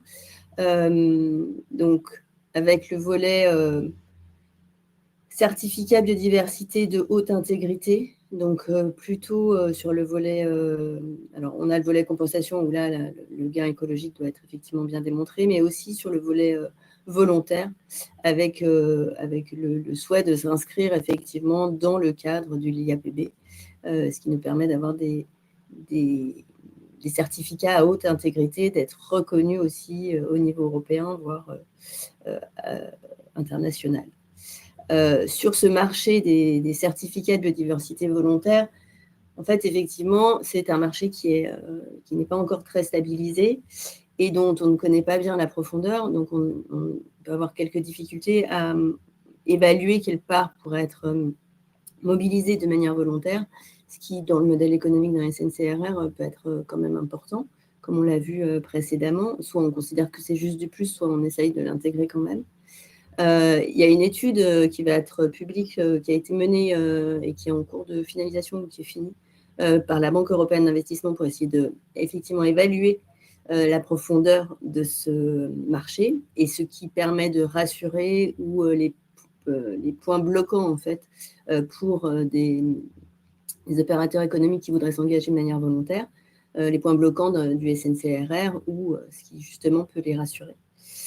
Et puis cette partie volontaire aussi, on souhaite qu'elle participe au règlement de restauration européen et donc voilà, qu'elle puisse participer justement, cette fois-ci, puisque ce serait que volontaire, à cette restauration. Alors, ensuite, sur notre expérience plus précise sur les SNCRR, donc effectivement, nous, on a 2 sites qui ont été agréés et qui sont tous les 2 dans la région PACA. Donc, on travaille de manière très étroite avec l'Adréal PACA et de manière très amont. Le premier site, c'est le site de Cossure, donc c'était une expérimentation menée par le ministère de la Transition écologique et pilotée sur place par l'Adréal pour expérimenter la compensation par l'offre. Donc, il y avait plusieurs projets qui étaient portés. Nous, on avait le site de Cossure qui, du coup, avec la loi de 2016, a obtenu son agrément en 2020 de site naturel de compensation. Donc, c'était un ancien verger qui était en faillite et qui était très grand, pour lequel on a eu l'opportunité d'en acheter une partie. Donc, on a acheté 357 hectares qu'on a restaurés, et notamment pour des espèces d'oiseaux de milieu stépique. Aujourd'hui, ce site, il est entièrement valorisé, c'est-à-dire qu'on a effectivement, nous, on a un système de réservation et de vente, en fait, donc réservation jusqu'à l'obtention de l'autorisation pour le porteur de projet. Et ensuite, ça passe en contrat de vente. Donc aujourd'hui, il est entièrement réservé ou vendu. Donc, on travaille effectivement pour trouver, puisque c'est un territoire qui a des besoins de compensation vraiment très importants, et des projets de développement très importants aussi, très ambitieux. On travaille aussi à trouver d'autres opportunités pour restaurer et offrir des solutions de compensation optimales. Et le deuxième site, c'est le site du Creux de Mouton. Donc, c'est toujours un site qui a été agréé en SNC, donc toujours avec une instruction ancien modèle, on va dire, et aussi un arrêté qui était ministériel. Donc, aujourd'hui, on est en décentralisé avec un agrément qui est préfectoral, donc par le préfet de région. Donc, ça change un peu l'instruction, effectivement. Mais c'est un site qui est situé en région PACA, mais dans le Var, et qui est ciblé pour la tortue d'Hermann, principalement avec d'autres espèces, évidemment, mais le sujet de compensation principal, c'était bien la tortue d'Hermann. Et en fait, ce site-là, pour revenir un peu sur sa genèse et pourquoi on l'a fait, puisque le premier, c'était une expérimentation avec une idée avec une opportunité foncière, mais qui était portée par les acteurs du territoire. Ici, en fait, c'est un propriétaire qui nous a contactés parce qu'il souhaitait vendre son terrain de 150 hectares. Et donc, un bureau d'études lui avait indiqué que ça pouvait être intéressant pour faire de la compensation. Et donc, à partir de là, en fait, on a fait un pré-diagnostic écologique pour voir un peu quel était effectivement le gain qu'on pouvait attendre et quelles espèces pouvaient être ciblées. Et puis, on a fait une étude de marché. On s'est rapproché aussi de l'ADREAL très en amont pour savoir un peu comment était mise en œuvre la compensation sur les espèces qu'on avait pu identifier, voir un peu si le projet pouvait s'inscrire effectivement dans un territoire et offrir une solution de compensation adaptée et non redondante. Enfin, voilà, est-ce que ça pouvait vraiment apporter quelque chose au territoire? Et donc, c'est en ça qu'effectivement, on travaille toujours très en amont avec les services de l'ADREAL pour bien identifier les enjeux et puis les besoins de compensation aussi. Et le troisième projet, c'est un projet de SNCRR uniquement volontaire. Et uniquement volontaire parce que là, on est dans le Puy-de-Dôme. Et en fait, c'est un projet qui porte sur la restauration de milieux tourbeux. Donc, on a 2 tourbières et des plantations d'épicéas qu'on va soit restaurer en estive, soit diversifier pour aller vers des forêts. Donc là, en fait, on est uniquement en volontaire parce que effectivement, le type de milieu qu'on va restaurer et notamment les tourbières ne sont pas éligibles à la compensation. Mais l'objet, c'était vraiment de pouvoir financer la restauration par des certificats de biodiversité au travers des SNCRR, d'un SNCRR, et de pouvoir restaurer ce site qui avait fait l'objet d'un projet de restauration au travers d'un contrat Natura 2000, mais qui n'avait pas pu aboutir faute de financement. Donc là, c'était reprendre le projet avec des partenaires locaux, donc notamment le parc naturel régional d'Ivry-Forez et le conservatoire d'espaces naturels Auvergne, qui connaissait très bien le projet, qui avait porté une partie de ce projet de restauration. Et donc, c'est de prendre la relève et de le restaurer, de pouvoir ensuite financer sa restauration par des acteurs qui s'engagent de manière volontaire. Voilà. Donc ça, c'est un projet avec un dépôt prochain. Ensuite, je pense que j'ai fait une petite liste, en fait, pour partager juste et modestement, parce que une possibilité d'accompagnement par la Banque des territoires, d'accompagnement des collectivités, en fait. Donc, la Banque des territoires a lancé plusieurs appels d'offres, dont un sur ce qui s'appelle un marché de renaturation, que le groupement dont on est mandataire, CDC Biodiversité, avec des co-traitants, donc l'ACET, Mazar, la Société forestière, et puis des sous-traitants aussi, a remporté. En fait, il est intéressant, et je voulais vous le présenter aujourd'hui, parce qu'en fait, c'est une action de la Banque des territoires. Donc, la Banque des territoires, leur objectif, c'est d'accompagner les territoires dans leur développement, y compris dans le développement de la restauration de la biodiversité. Et donc, elle a pensé cet accompagnement qui est donc un financement d'études et de préfiguration. Donc, en fait, elle finance à 100% ces études qui vont de identifier du foncier pour faire de la restauration, identifier des espaces qui ont besoin d'être restaurés et croiser les deux pour voir si effectivement les besoins de compensation et les espaces à restaurer se croisent. Comment est-ce qu'on peut les croiser? Comment est-ce qu'on... Voilà. Structurer des projets aussi, y compris un portage, comment est-ce qu'on finance ces projets de restauration? Est-ce que c'est du SNCRR ou est-ce que c'est d'autres outils? Est-ce que c'est de la compensation écologique? Est-ce que c'est du volontaire? Et, voilà.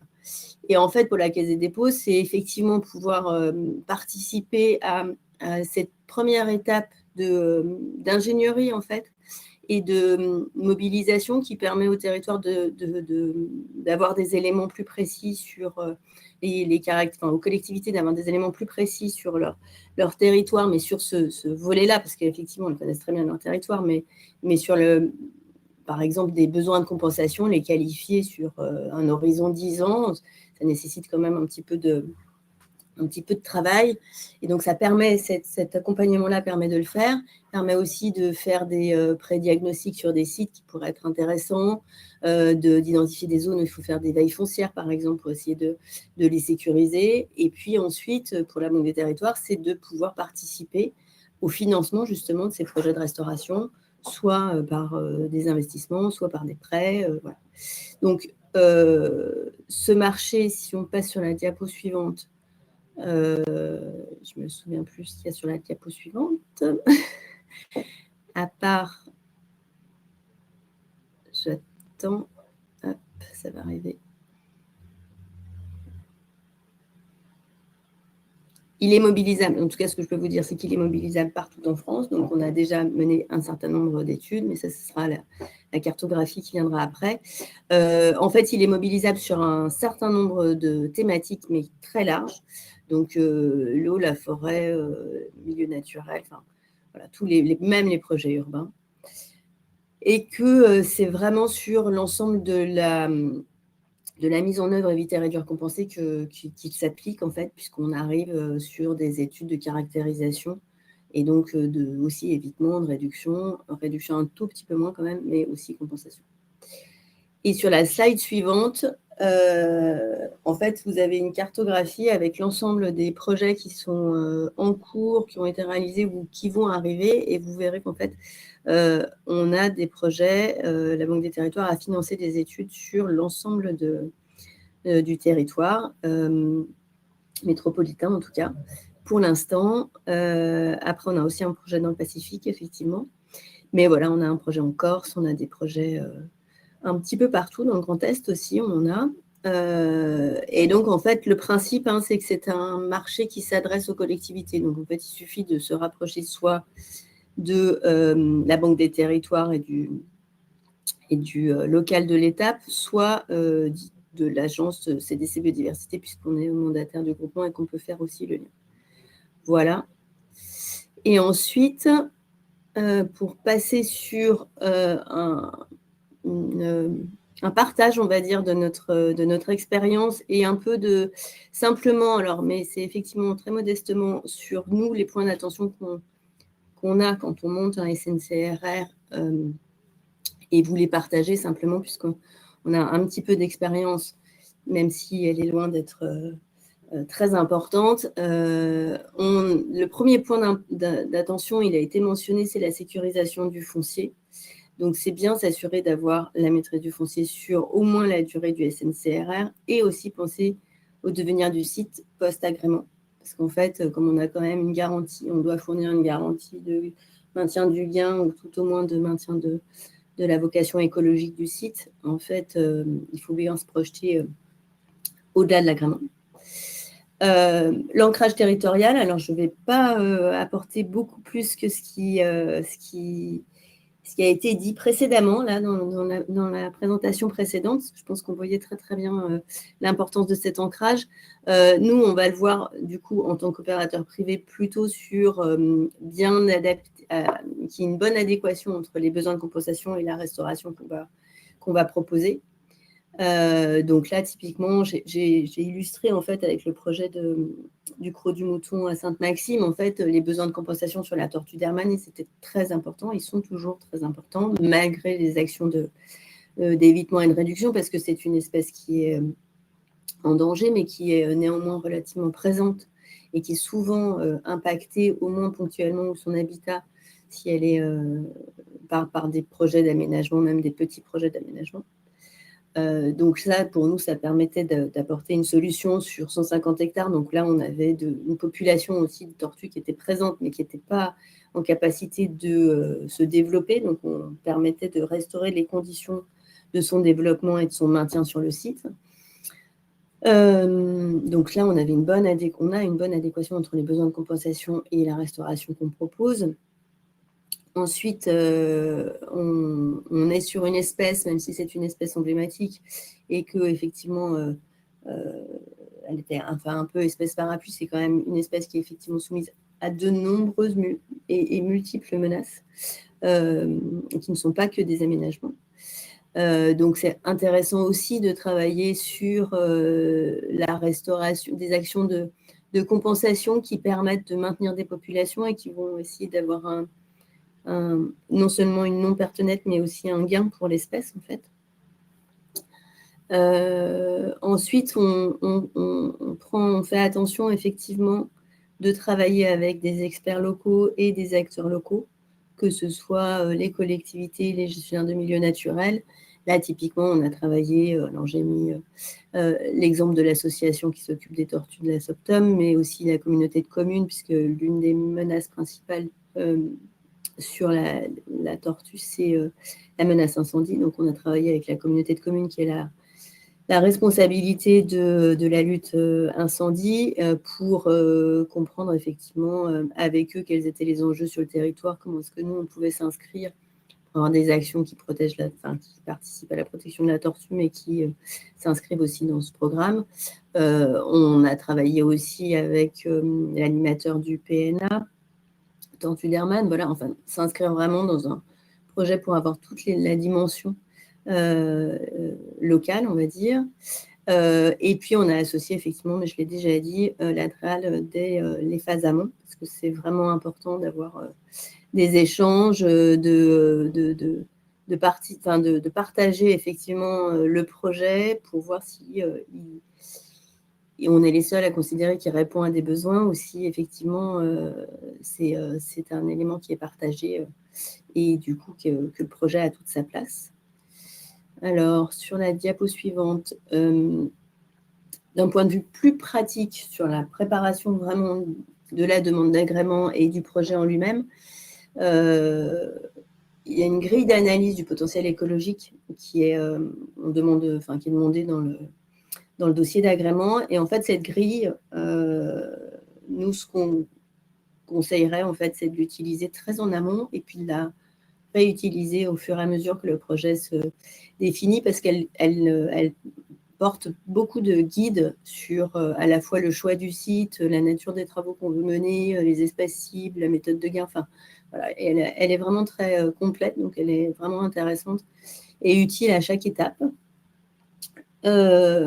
On va beaucoup insister effectivement sur le pré-diagnostic et le diagnostic écologique pour qu'il soit le plus complet et qu'on ait vraiment tous les éléments de connaissance de la qualité écologique du site avant intervention. Et aussi de penser à la méthode de dimensionnement des pertes et des gains très en amont, parce qu'en fait, on peut avoir effectivement une méthode qui nécessite un certain nombre d'indicateurs, et ces indicateurs, ils peuvent jouer sur les protocoles d'inventaire.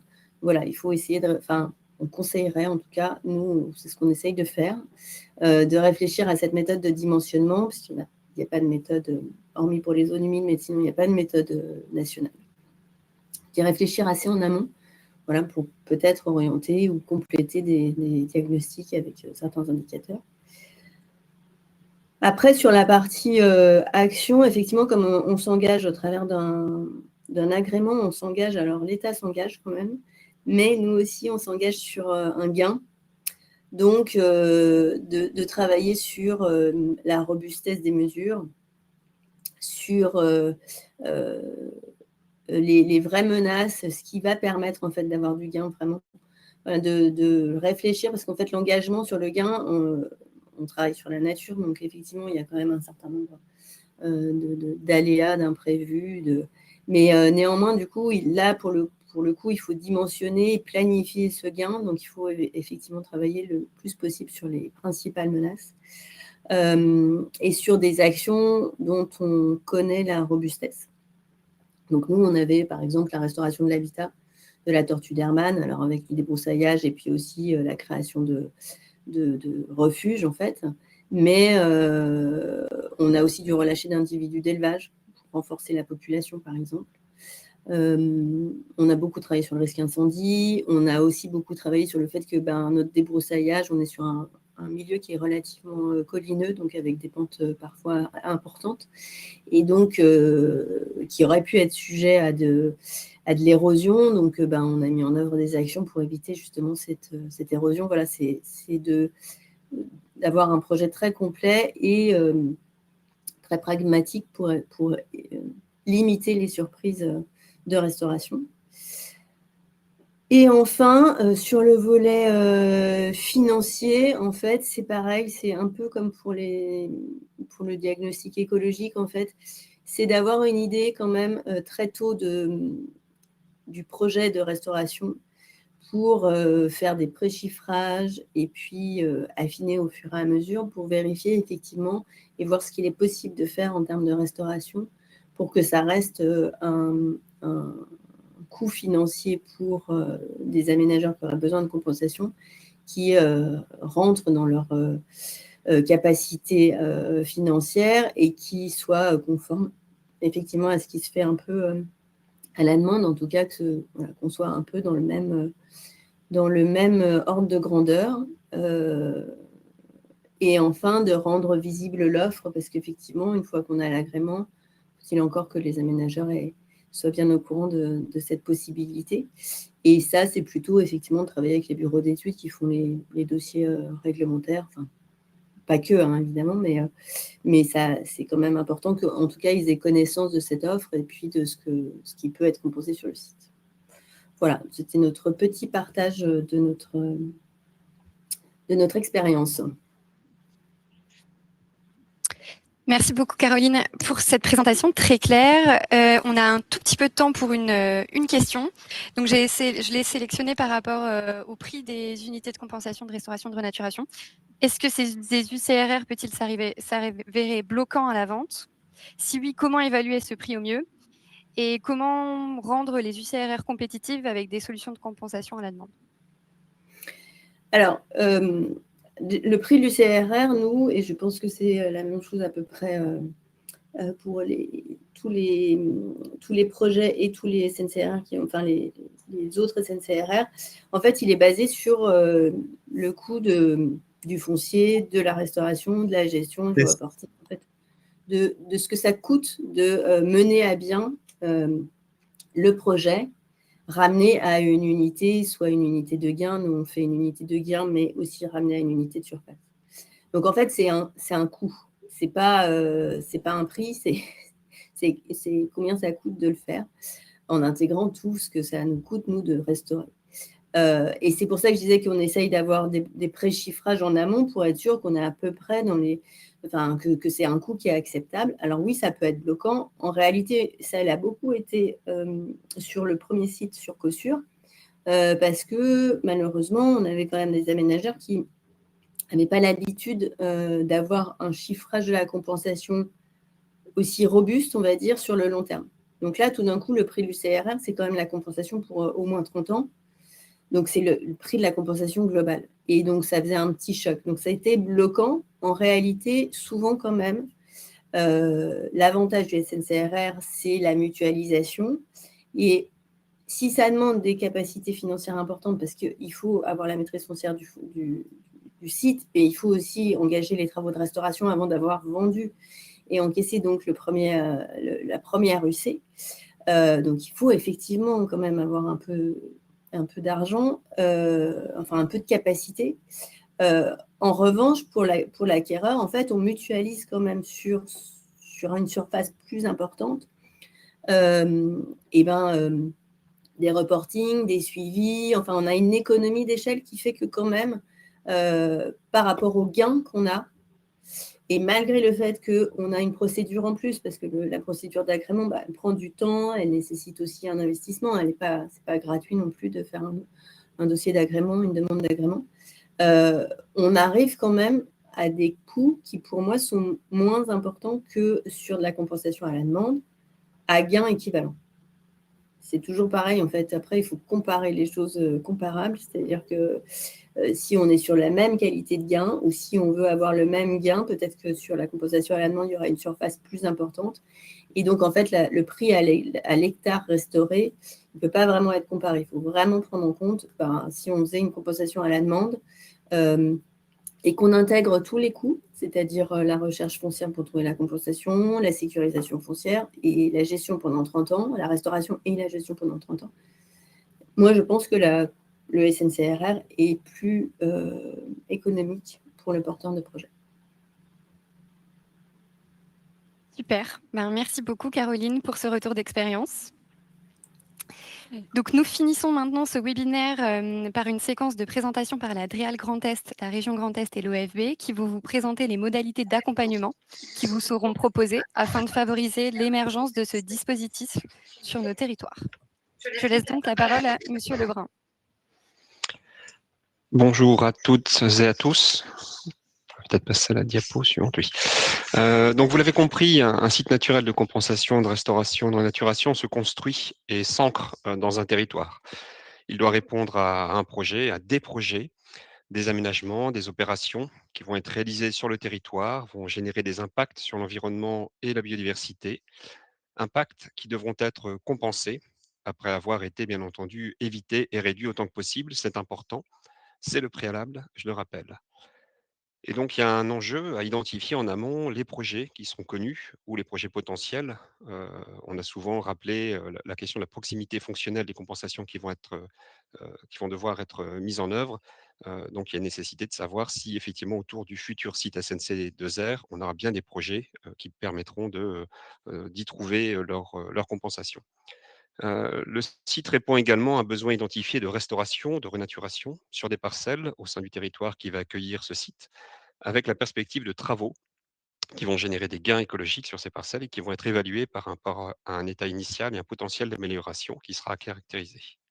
Donc des ressources, des outils existent à l'échelle locale comme à l'échelle nationale pour rechercher, identifier ces sites potentiels. La plateforme régionale du foncier, l'Observatoire régional de la biodiversité, comme l'a également déjà évoqué Patrick de Ronzier, les SCOT et les PLU peuvent définir, dans l'idéal doivent définir, des zones propices à l'accueil de sites en complément de l'identification des zones de renaturation préférentielles. D'autres outils comme les atlas de la biodiversité communale, POGEIS, qui sera présenté par la suite, j'ai entendu des impatiences, et puis l'outil Urban Simul, outil d'analyse et d'aide à la décision pour accompagner les collectivités vers la sobriété foncière. L'ADREAL, qui a la charge de l'instruction des dossiers, accompagnera les porteurs en amont, entre autres par la mise à disposition de toutes les informations possibles, toutes les ressources, les méthodologies et les éléments de cadrage. Vous trouverez sur le site internet de l'ADREAL, le plus simplement en entrant SNCRR dans le moteur de recherche du site, un espace dédié avec également tous les liens pour accéder aux ressources nationales. Cet espace vous donnera accès à un large éventail de données et d'outils méthodologiques, les données espèces et habitats, l'accès au système d'information d'inventaire du patrimoine naturel, le SINP, et le renvoi vers les associations qui disposent également de données complémentaires pour une première identification des enjeux. Vous y trouverez les informations sur les plans nationaux d'action en faveur d'espèces protégées et leur déclinaison régionale en Grand Est. Vous trouverez des guides, dont celui d'élaboration d'un SNC2R, la grille d'évaluation du potentiel écologique, et puis le renvoi vers les outils nationaux, dont ceux sur la question de la maîtrise foncière et sur la sécurisation financière. Puis vous y trouverez bien entendu le lien vers le replay de ce webinaire et les supports de présentation. Je vais faire un rapide focus sur la grille d'évaluation du potentiel écologique élaborée par l'Institut national de recherche pour l'agriculture, l'alimentation et l'environnement, l'INRAE, qui vient en complément du guide d'élaboration d'un site de compensation. Elle a été évoquée plusieurs fois. C'est un outil très utile, très pratique pour les porteurs de projets, pour les bureaux d'études, pour se poser en 34 points les questions nécessaires à l'élaboration du projet et monter le dossier. C'est également la trame qui sera utilisée par le service instructeur, l'ADREAL, pour analyser ce dossier. C'est donc sur ce fil conducteur partagé que pourront être menés les échanges en amont, le dialogue entre le porteur de projet et le service instructeur, pour éviter les erreurs majeures, vérifier la pertinence écologique du projet et la potentialité du site à répondre aux enjeux, et vérifier que le projet répond aux critères attendus d'un site SNC2R, tel que précisé dans l'article 2 de l'arrêté ministériel du 21 novembre 2024. Cela a déjà été évoqué par Patrick de Ronzier, par Camille de Chavassine, mais je reviens sur la nécessité que dans le projet de SNC2R soit bien mise en avant la cohérence avec les documents de planification SCOT PLU du territoire et bien identifier les projets potentiels quand ils sont connus auxquels le projet pourrait répondre.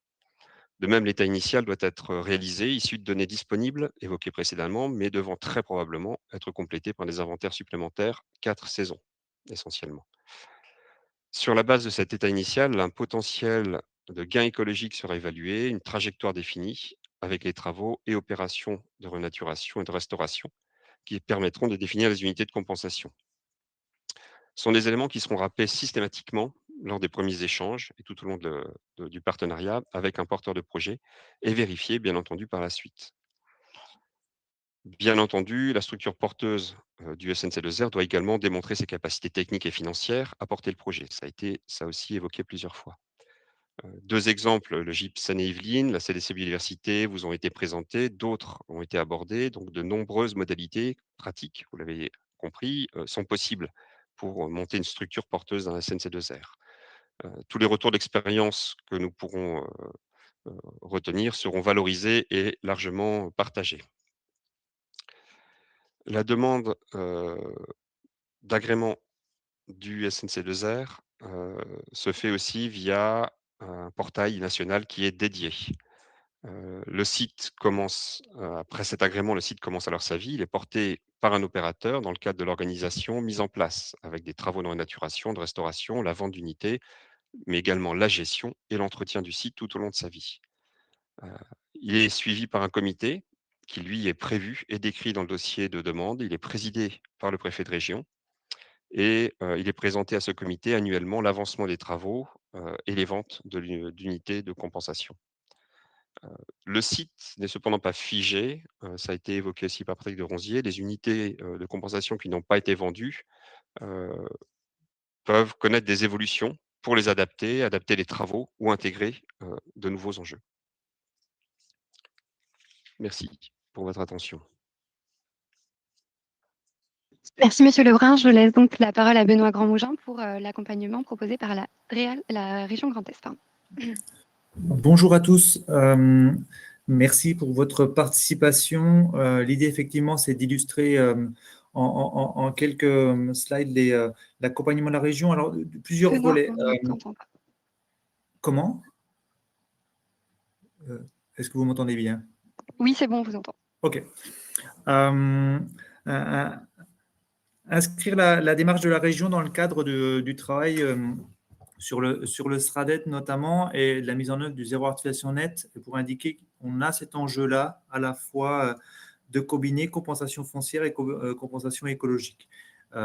C'est un des leviers en tout cas qui nous permettra de les mettre en œuvre, sont ces sites naturels de compensation.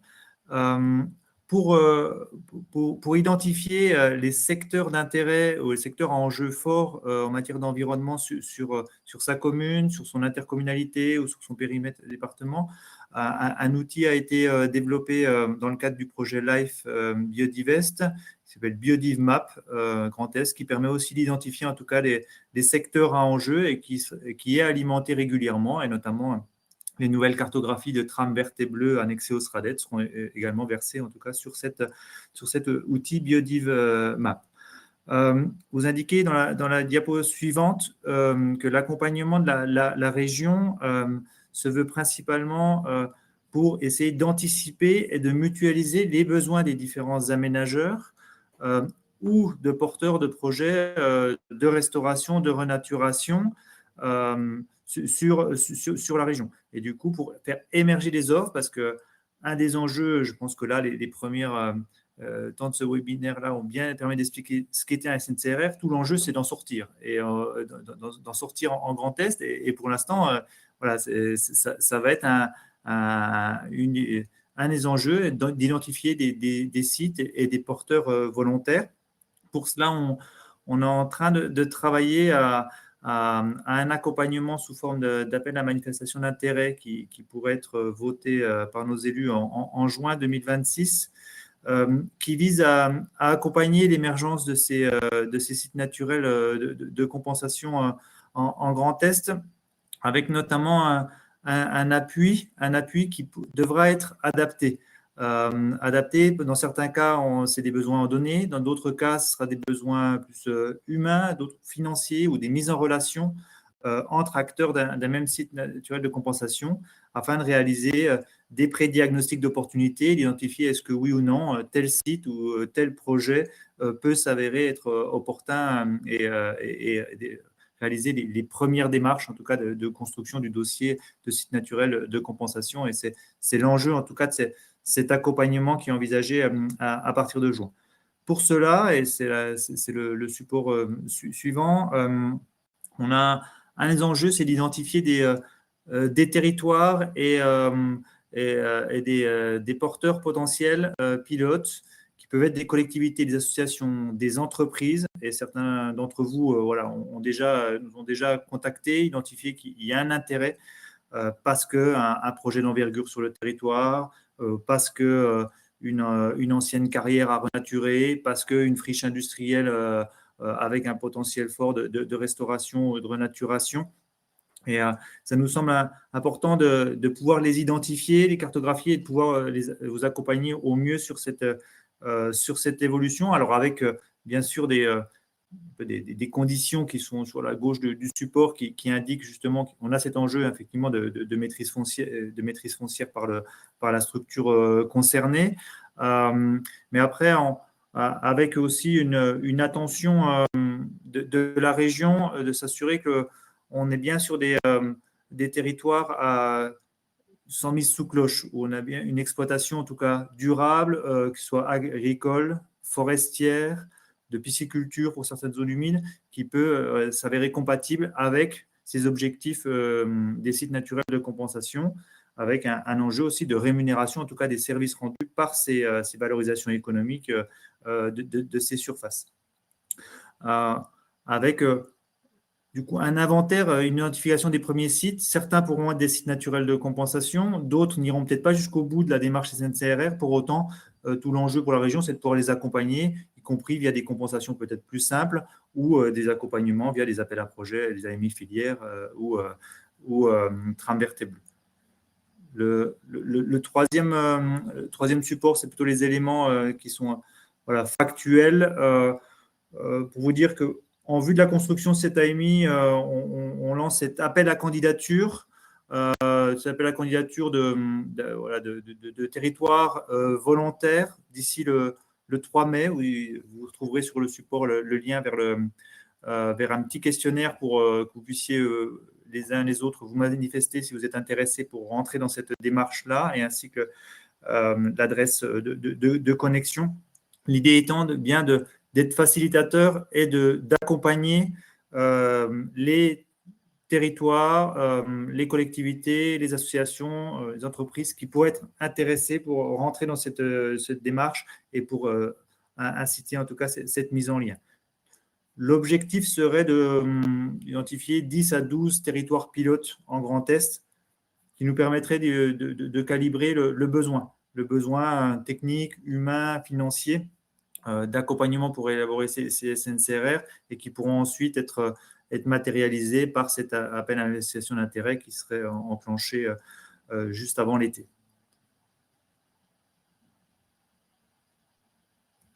Voilà. Eh bien, merci beaucoup Benoît. Du coup, le questionnaire, le lien est disponible sur la plateforme biodiversité, et je laisse donc la parole à Vincent pour l'OFB. Oui, bonjour à toutes et à tous. Alors, moi, je m'appelle Vincent Zaninotto, je suis chef de projet à l'Office français de la biodiversité. Je suis référent technique sur l'application de la séquence, éviter, réduire, compenser et sur les SNCRR et je suis pilote du projet POGEIS. Alors POGEIS, je vais vous présenter ça aujourd'hui. C'est un outil qui peut aider, qui peut contribuer à l'identification de fonciers propices pour installer des SNCRR. C'est pour ça qu'on vous le présente aujourd'hui. Donc Pogeis, c'est une plateforme en ligne, développée par l'OFB. Donc c'est un outil gratuit accessible en ligne à l'adresse pogeis.ofb.fr et c'est une plateforme collaborative qui vise à collectivement identifier le foncier disponible pour des actions de restauration écologique, de mise en place de mesures compensatoires et accueillir des SNCRR. Donc Pogeis, en fait, va faciliter la mise en relation entre les détenteurs de foncier, les propriétaires fonciers et les porteurs de projets de restauration écologique. Donc c'est vraiment l'idée du mythique du foncier pour la biodiversité ou voire le bon coin pour le foncier pour la restauration écologique.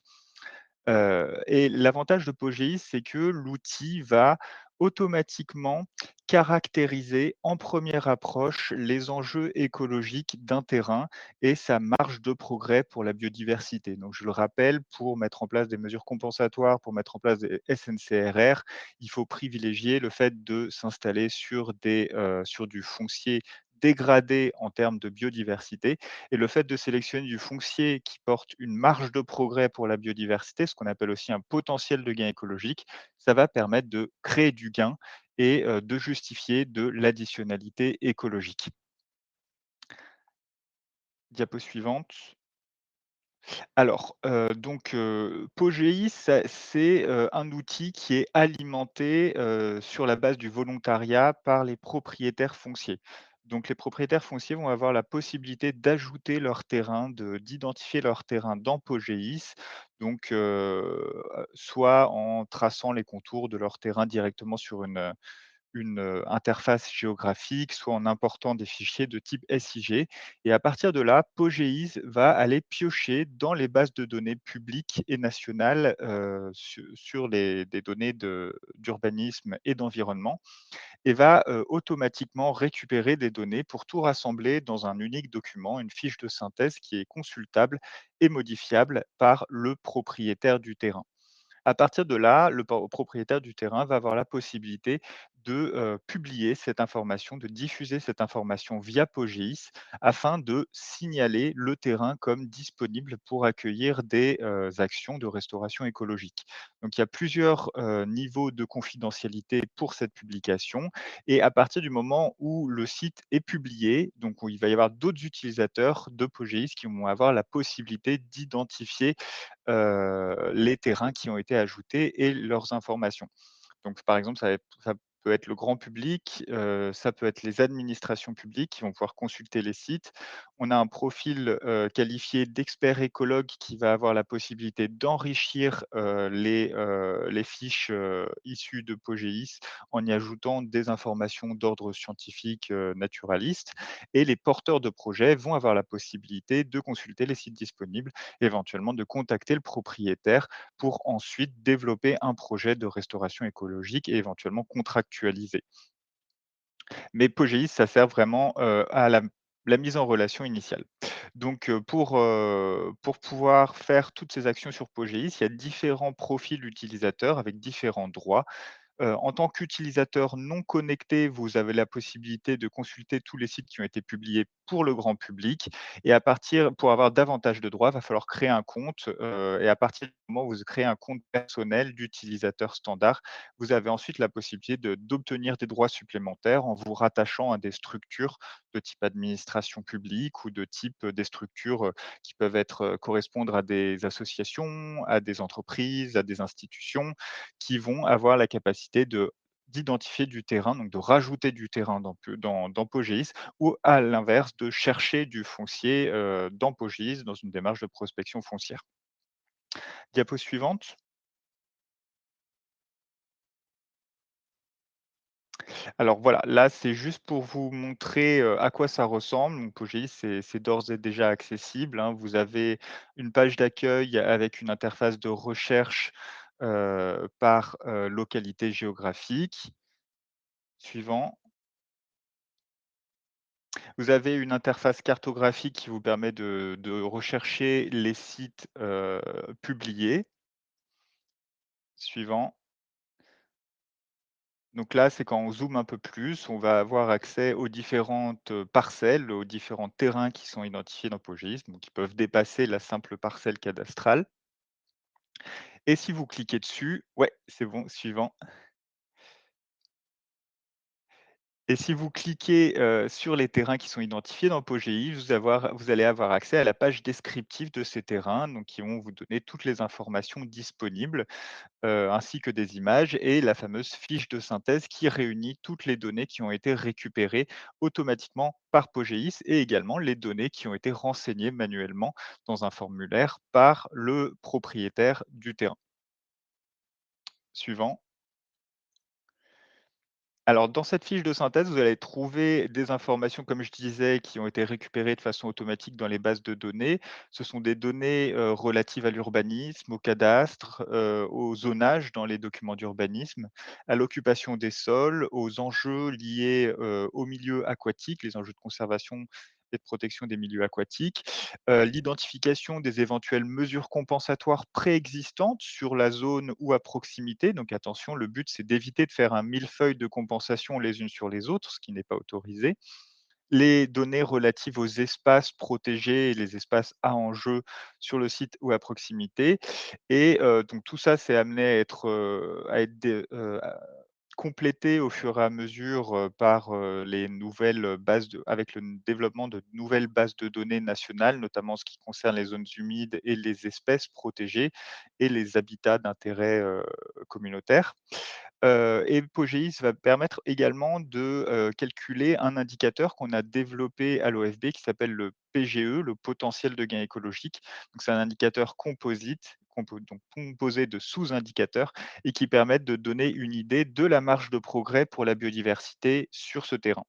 Et on a aussi des données, facultatives, donc des informations qui peuvent être ajoutées, dans le formulaire par le propriétaire. Le but, c'est qu'un propriétaire qui veut prendre le temps de bien décrire, son terrain, bah, il peut prendre le temps, il peut, noter plein d'informations dans le formulaire et un propriétaire qui veut juste aller vite, il peut ajouter son terrain en quelques clics sans avoir, à ajouter ces informations facultatives.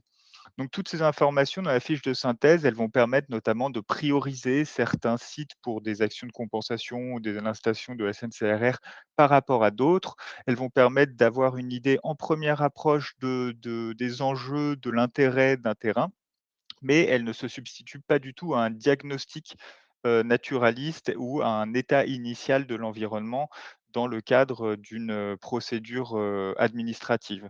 C'est-à-dire que, une fois qu'on a évalué en première approche les enjeux d'un terrain, il va quand même falloir y aller. Il va falloir y aller et il va falloir, déterminer si les informations issues des bases de données sont correctes. Il va falloir, faire un vrai diagnostic, notamment avant de vouloir, déposer un dossier de demande d'agrément SNCRR.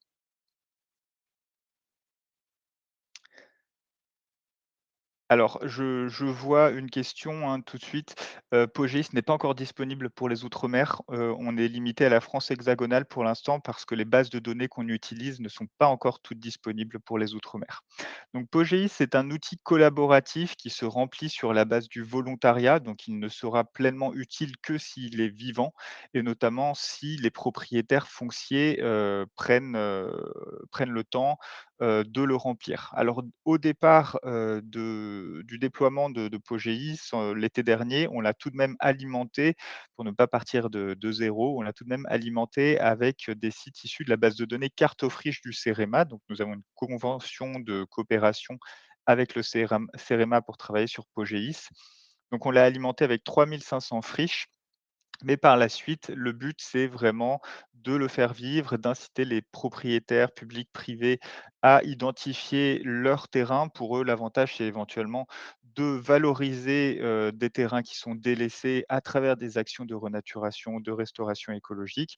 Inciter les porteurs de projets, les éventuels, porteurs de SNCRR de consulter Pogeis pour identifier des terrains propices et évidemment les collectivités pour avoir une meilleure connaissance des terrains propices, à la restauration, à la compensation sur leur territoire et éventuellement, pour les aider à identifier des zones propices, à l'identification de SNCRR ou des zones, potentielles de, renaturation.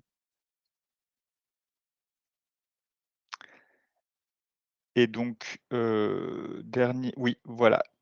Dernier point, à l'occasion du déploiement de Pogeis, on a lancé un programme d'accompagnement de territoires pilotes. Donc, on a sélectionné 5 structures qui correspondent à nos territoires pilotes, dont la région Grand Est qui a été sélectionnée. Et donc, le but de cet accompagnement sur 2 ans, c'est de faciliter la prise en main de Pogeis, de partager les retours d'expérience suite à l'utilisation de Pogeis et pour nous d'identifier les points à améliorer, pour les prochaines versions de l'outil. Donc on va accompagner les services de la région Grand Est, sur Pogeis dans le cadre de ce programme territoire pilote.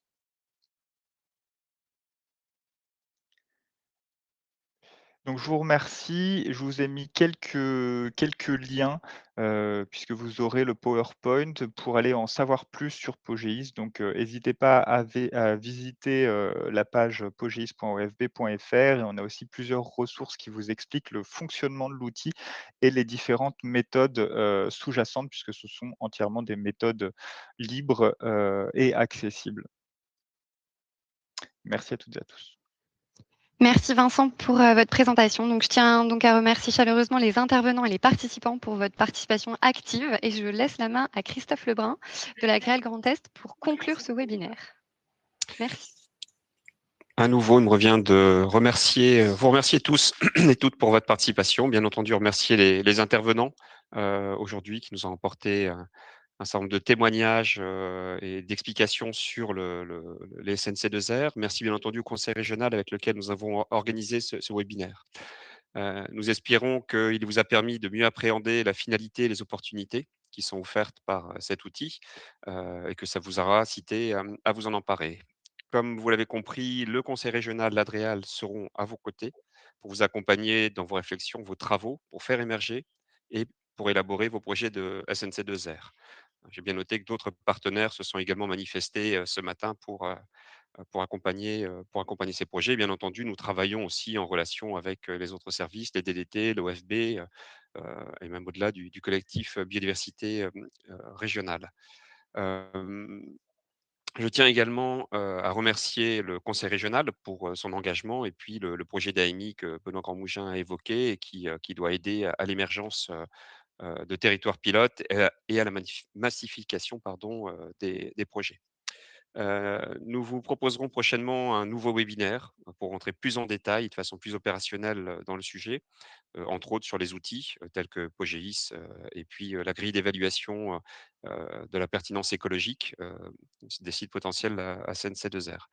Je vous rappelle également que le replay de ce webinaire sera mis à votre disposition si vous souhaitez revoir certains points avec les supports de présentation. Vous trouverez les liens sur le site de l'Adréal, encore une fois, en recherchant via SNC2R et puis sur la plateforme biodiversité. D'ici là, bien entendu, les nombreuses questions recensées dans le chat seront analysées et nous tenterons d'y apporter un maximum de réponses au-delà de celles qui vous ont déjà été apportées ce matin. Merci à toutes et à tous. Une bonne journée. Au revoir.